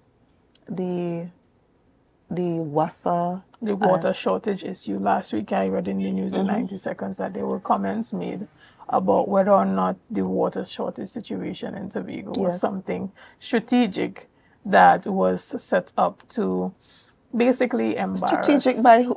I'm not sure. I also felt that it was a very strange comment to make, because we know that a number of the dams are quite low in Tobago, which has led to that water shortage situation. So there were speculations that there was some sort of political involvement in that. But political involvement by whom? Well, yesterday the minority leader would have brought the issue.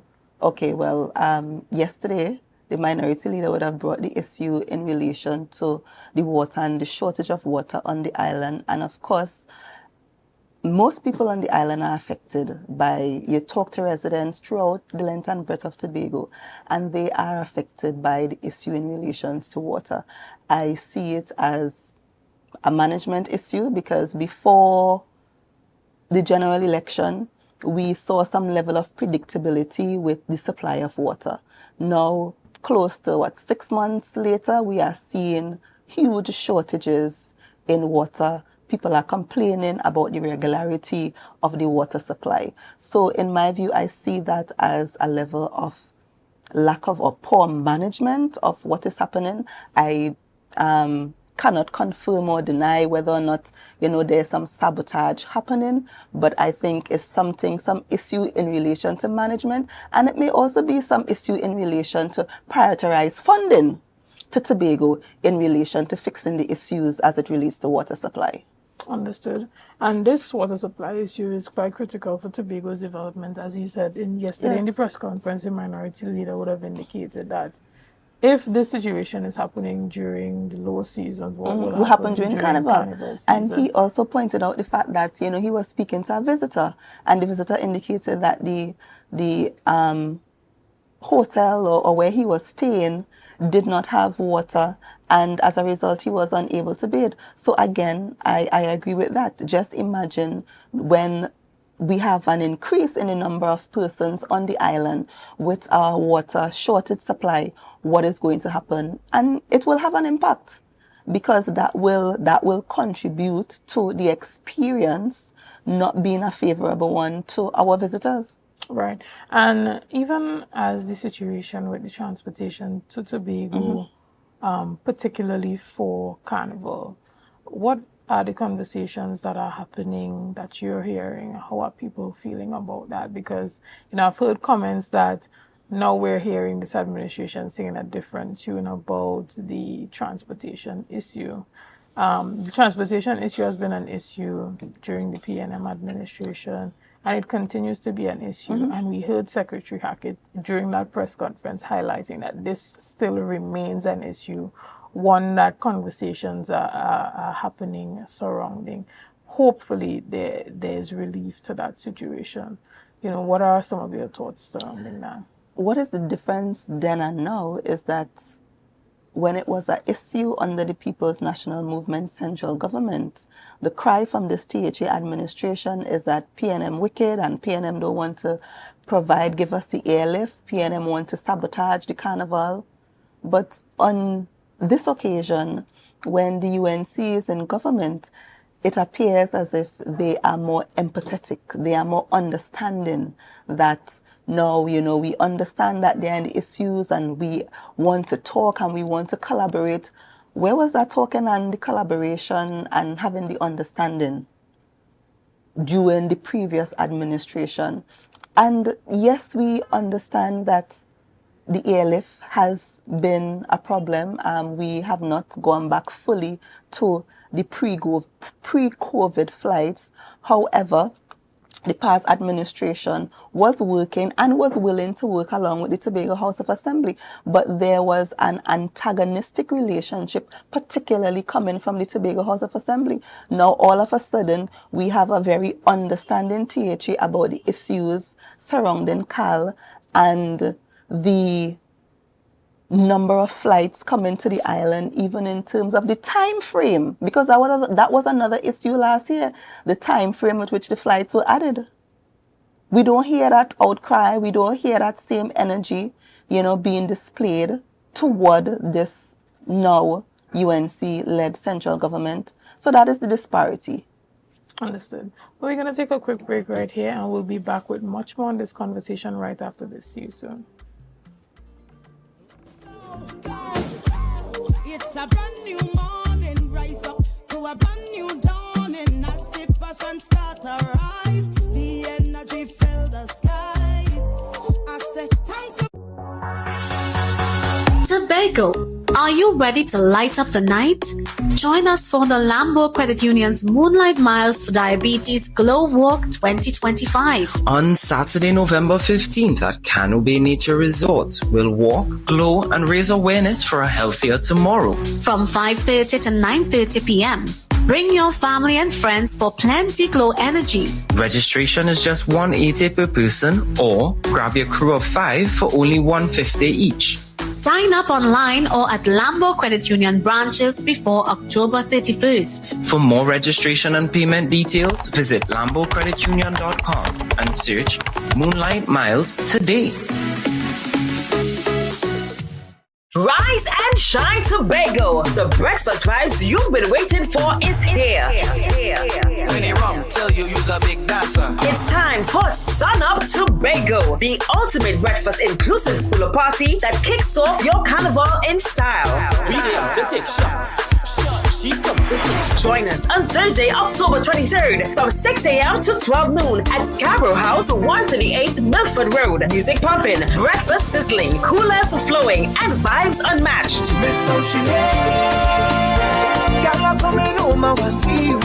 This is where sun, sea, soca, and celebration collides. Get your early bird tickets now at Pablo Supermarkets, Barcode, Lost Restaurant and Launch, Signature Cuts, IslandEtickets.com, and committee members. Don't miss the event where Tobago Carnival truly begins. Sun Up Tobago. Come for the breakfast, stay for the vibe.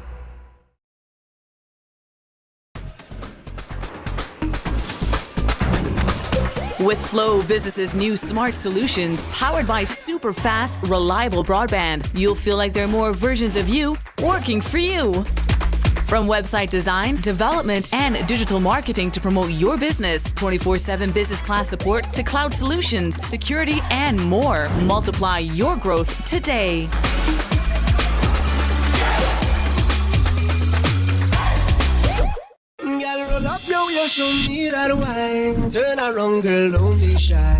Nirvana, Tobago's premier all-inclusive event for Carnival 2025.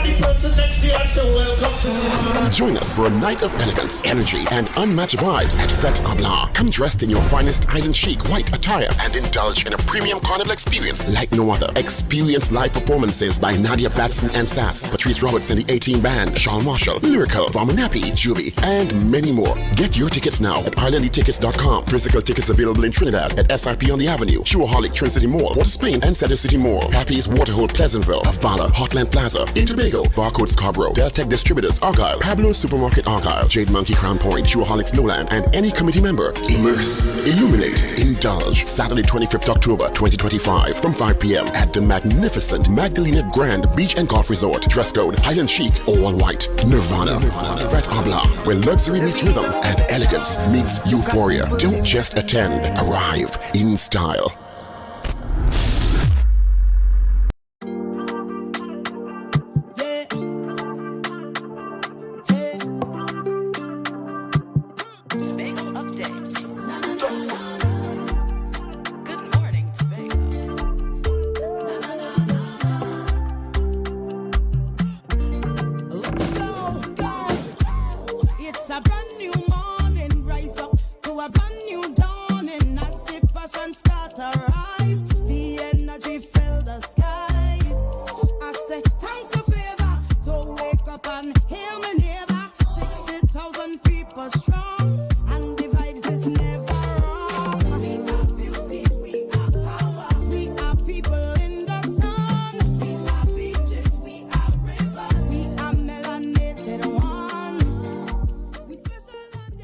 Right here on Tobago Updates, guys. Thank you for sticking with us this morning. We're having conversations with Councillor Petal Daniel Benoit, who's the minority councillor in the THA. And this morning, we have been having major conversations on Carnival, the reassignment of secretaries within the Division of Tourism. And we're shifting gears a bit on to budget expectations for Tobago for fiscal 2026. Now, we haven't yet gotten an announcement on the date when that budget would be read, but we know that the Prime Minister did indicate that this would be happening in early October. So all eyes are out for a possible date on October 6th, which is next Monday. But we still haven't heard anything as yet. How are you feeling about us going past that traditional September mark and still not yet having a budget? It is quite concerning because by now we would have known when the budget will be read.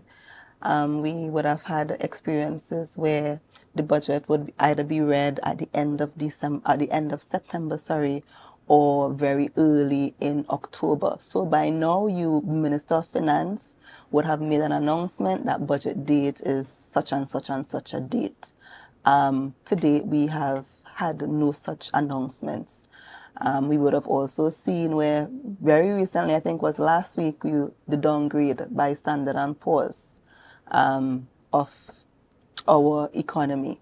Then my expectation of the allocation, I don't see it being more than what we would have received in the past, the 4.3% to the 4.5% of the national budget. I am also suggesting, and if we look at the recent past history of this current UNC administration, where at the midterm review, the midterm supplemental would have been more than, this year would have been more than in the past 2 to 3 years. However, we would have seen a reduction in the supplemental allocation to Tobago. It was, $31 million, I think it was. And as a result of that, and if you're going from that experience, I don't foresee that the allocation to Tobago will be anything greater than the allocation of past times. And also, if you're looking to the central government in terms of their prioritization of expenditure in Tobago, we could see what is happening with WASA and the whole issue of water shortage.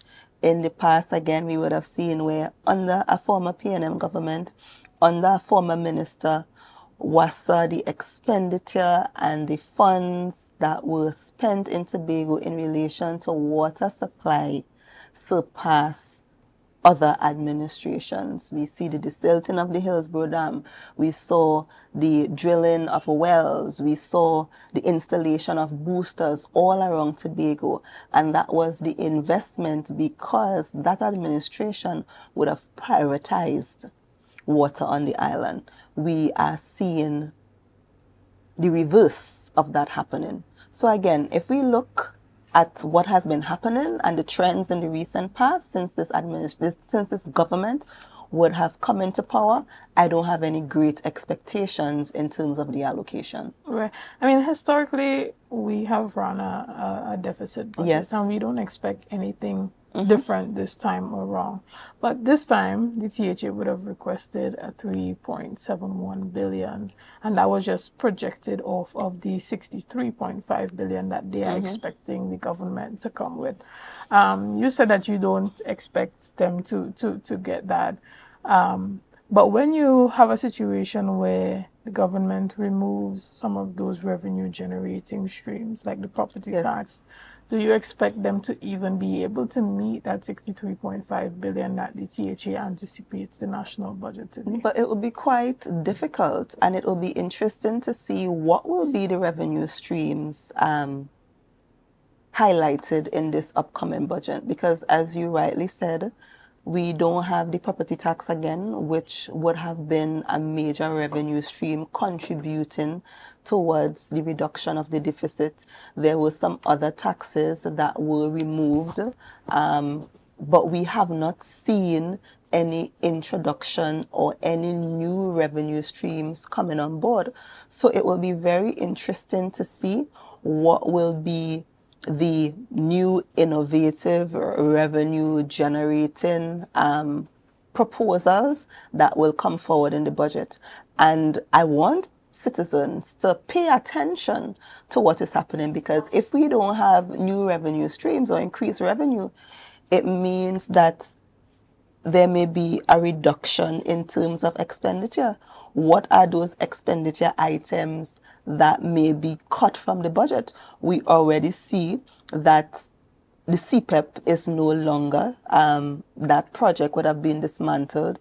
We also saw where a number of URP workers were sent home. So I want members of the public to pay particular attention to what will happen and what will be cut coming out of this budget. What are some key areas you believe should be focused on as it pertains to Tobago's allocation from the central government? Well, in terms of Tobago, our priority areas generally tourism, agriculture, and those are some areas that I think focus should be spent Also, in terms of expenditure by the central government in Tobago, which was another focal area, expenditure on the utilities, water, tea and tech, those types of things, are also what is happening with the airport. The opening of the terminal building, International A&R Robinson Airport, that we also want to see that as a priority. So education, tourism, agriculture, youth and sport, those are some priority areas that I hope will be placed in the budget coming. And even with some of the development that we've seen from this administration recently, we saw the launch or the opening of that new road between that Shervan connector to Store Bay. Are you pleased with these developments, specifically as it pertains to the very same airport situation and alleviating traffic in that Milford Road area? We welcome development to Tobago, and the minority supports what is good for Tobago.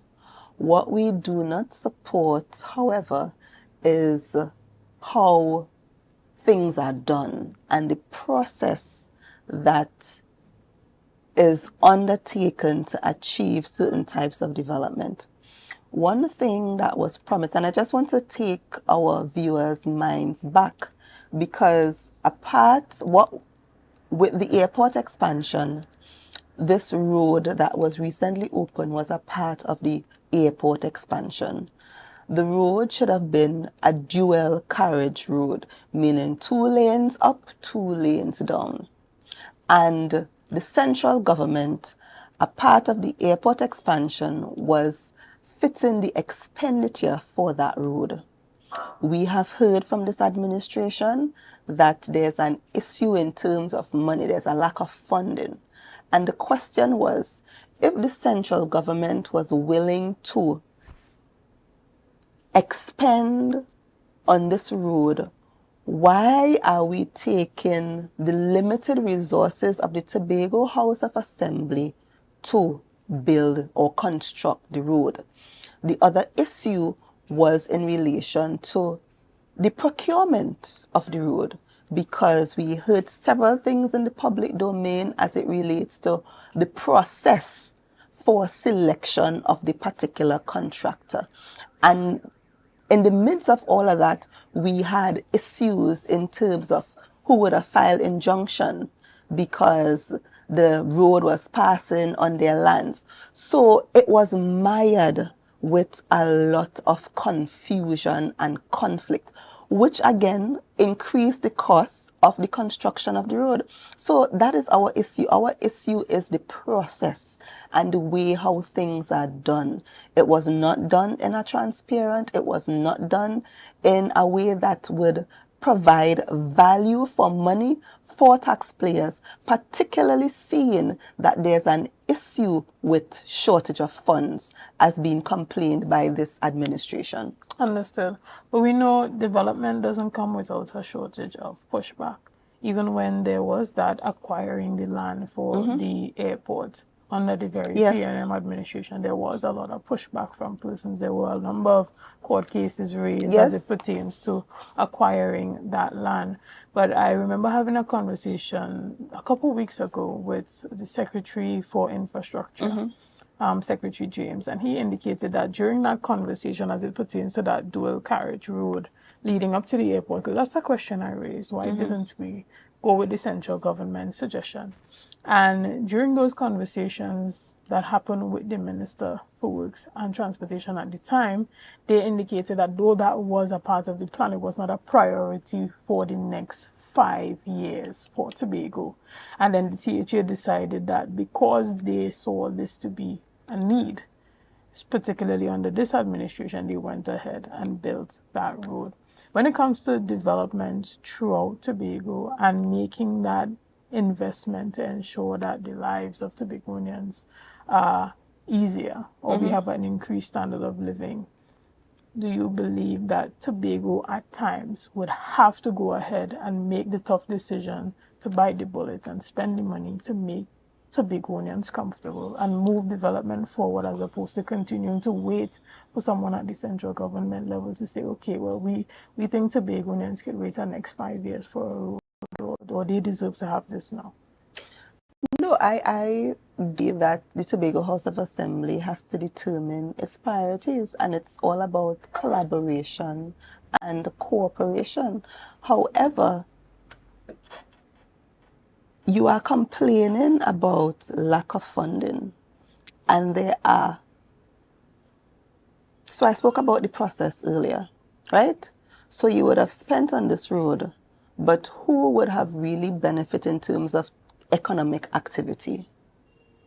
Another issue that arose in relation to the road is the spiriting away, as the secretary called it back then, the spiriting away of contracts to persons who are not Tobagonians. We saw a video recently circulating on Facebook where in a community works were being done. However, no one from the community was involved in the works. I am not sure if the works were a Tobago House of Assembly works, WASA, or whatever.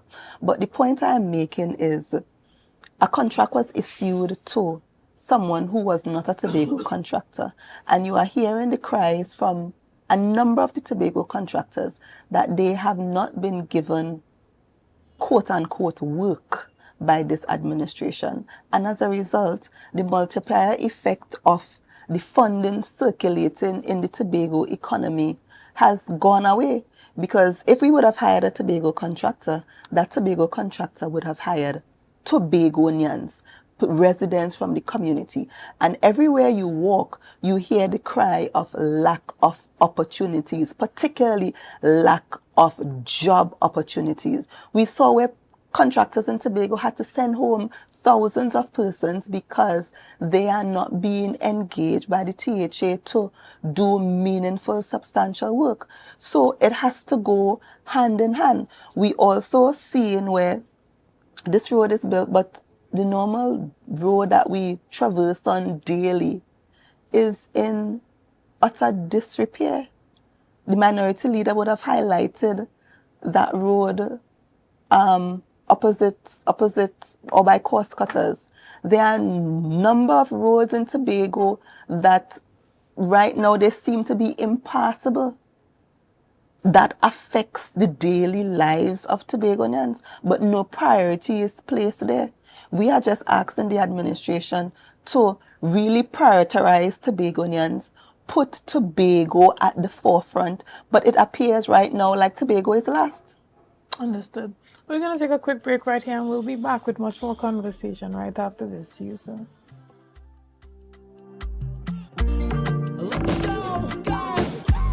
It's a brand new morning, rise up to a brand new dawning as the passion start to rise.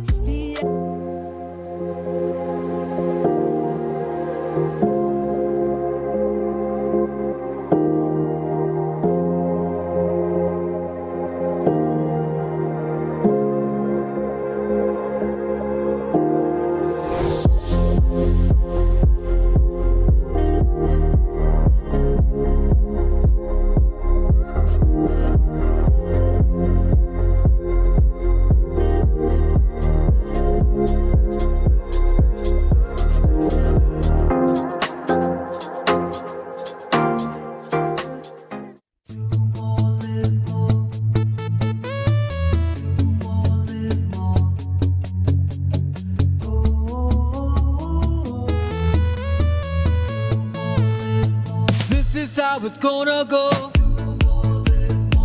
They better look up below, 'cause this is your show, and everybody's gonna know.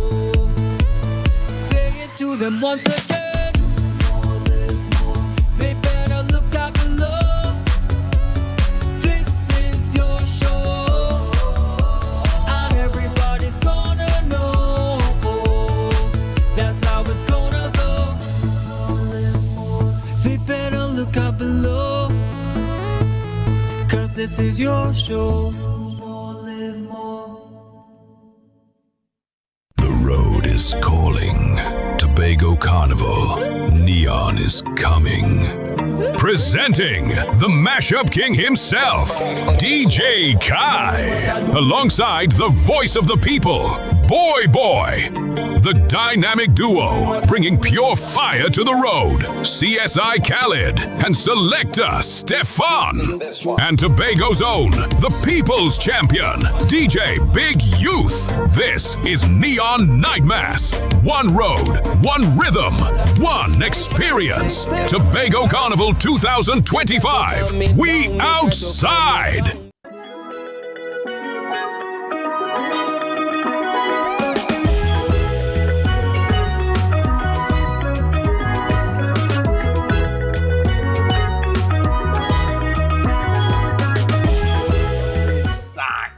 Okay, soca, dancehall. The man might give out a little Afrobeat somewhere inside Saki DMs. We have two options right here, right now, opinion on the spot. Either you pull out that phone, we go in Instagram DM, you put it to the camera and we scroll and see somebody messages, or you take a shot.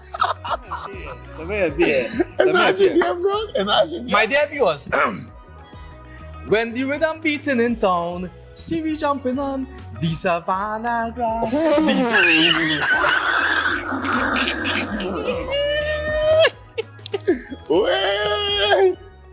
Right?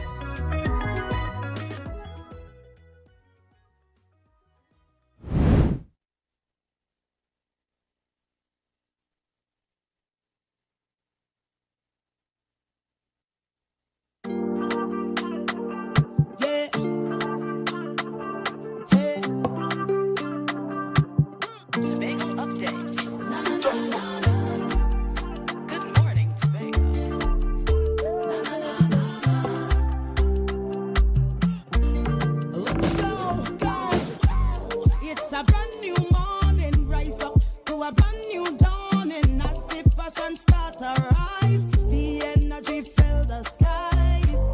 I say thanks for favor to wake up and hear my neighbor. 60,000 people strong, and the vibes is never wrong. We are beauty, we are power, we are people in the sun. We are beaches, we are rivers, we are melon. Good morning and welcome back to Good Morning Tobago right here on Tobago Updates. I am your host, Chanel Felix, and if you're just joining us, I have been chatting with Minority Councillor Petal Daniel Benoit. This morning we've been having a number of conversations on a number of topics, but this morning as we round off our discussions, we're talking a bit about the THA elections that's fast approaching. We're winding down to the end of this first term in office from this administration, and we're expecting to hear about the date for election very soon. How are things in the PNM camp as it pertains to preparation for that THA elections? Because we saw you had your screening earlier in the year. Yes. But yet there still are some seats that haven't been announced. No seats have been announced based on my information. So the PNM would have gone through its internal processes in terms of nominations, and then we went to screening candidates or persons who screened, and the party will make an announcement in terms of the selection of candidates in due course. So we await the party's words in terms of their formal information to the public on who the candidates are for the respective areas. Okay, so that first release that came out specifically for Tobago West with some of the names for the different districts, that was not official when they made those announcements, stating that the political leader will retain his position running for the district of Boku and some of the other persons that. So my information, what the party would have done is to indicate to persons that, well, nominations are open. The party will screen certain districts on a particular day. I think from my recollection, the party would have spoken about maybe who the persons would have screened for the particular areas. But I have not seen any formal information to the public that these are the persons that the party is putting forward for the upcoming Tobago House of Assembly election.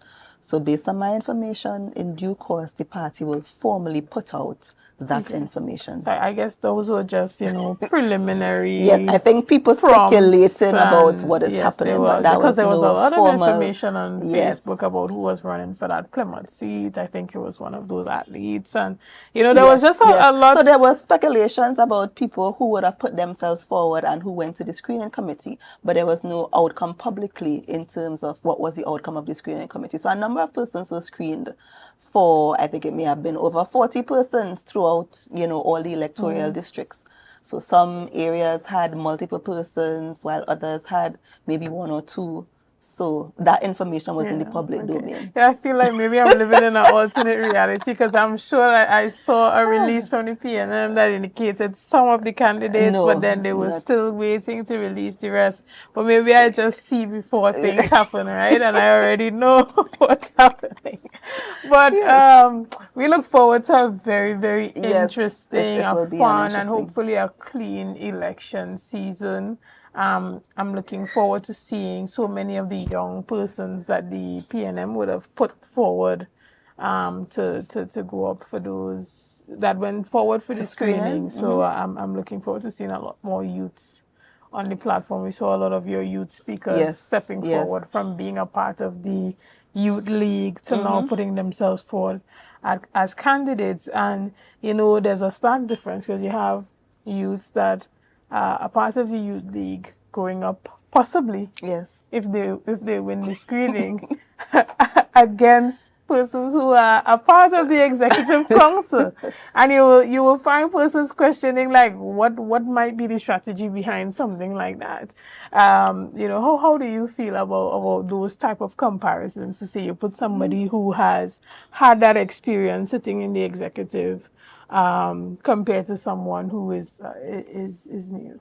Well, whoever is selected by the party, due process would have gone into the selection of the particular candidate.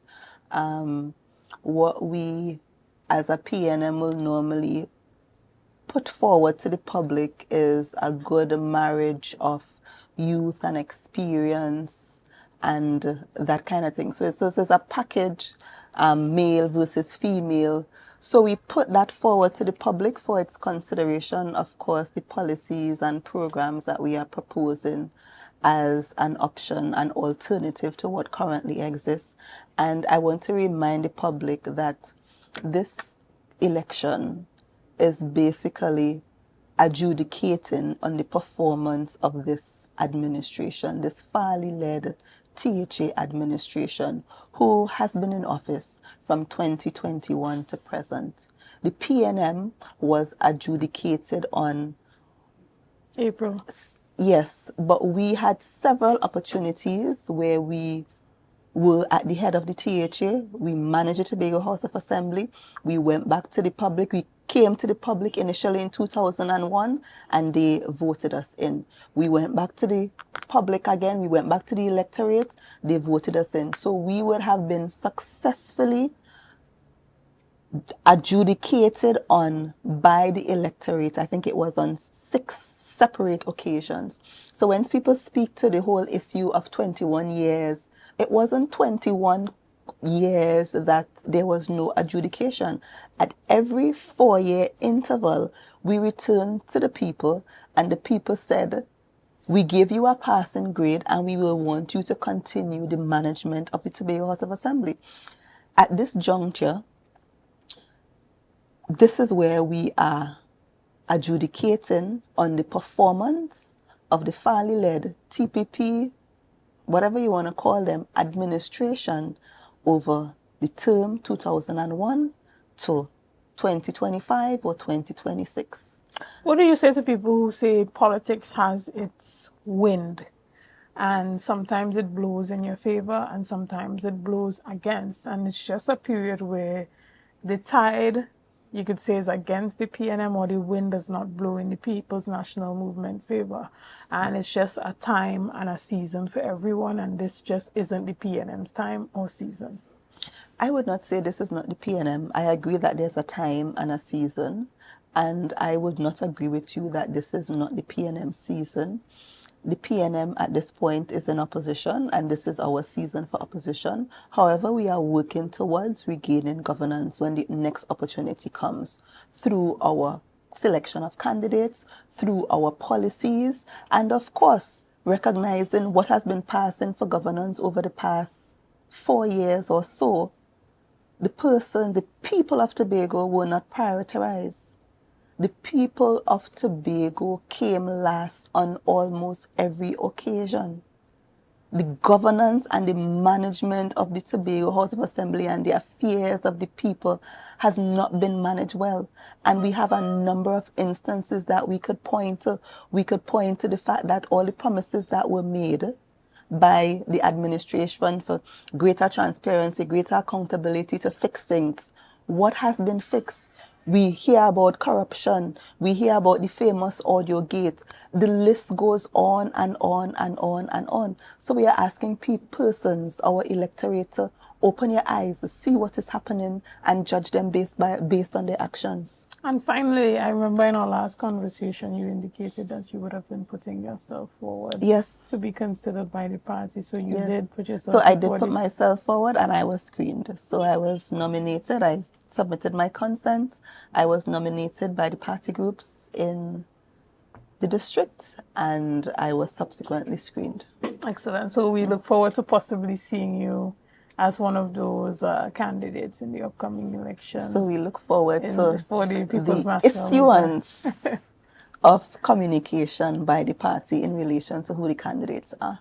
All right, and are you feeling good about it? You feel like you're in a good position? Well, I feel confident when I was screened. So again, I await the party's formal notice. Excellent, and we're wishing you all the best. Thank you very much. And if we do see you as one of those candidates here, hopefully you come back and join us here on Tobago Updates and we talk a bit about some of your plans for your district.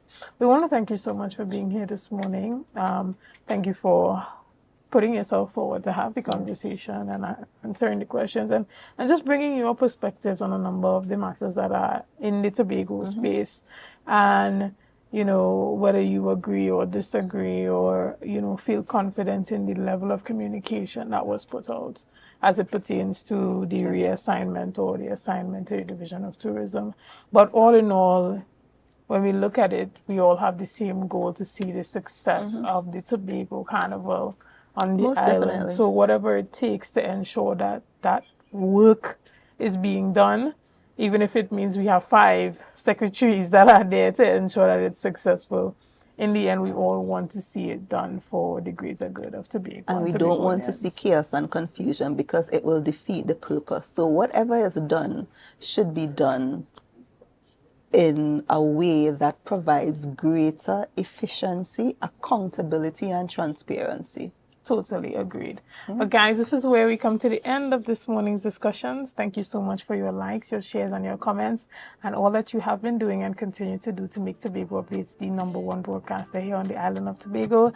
Again, I am Chanel Felix, and this morning I have been joined to have this lovely conversation with the Minority Councillor, Petal Danielle Benoit, and we're asking you this morning to have a great day. It's a brand new morning, rise up to a brand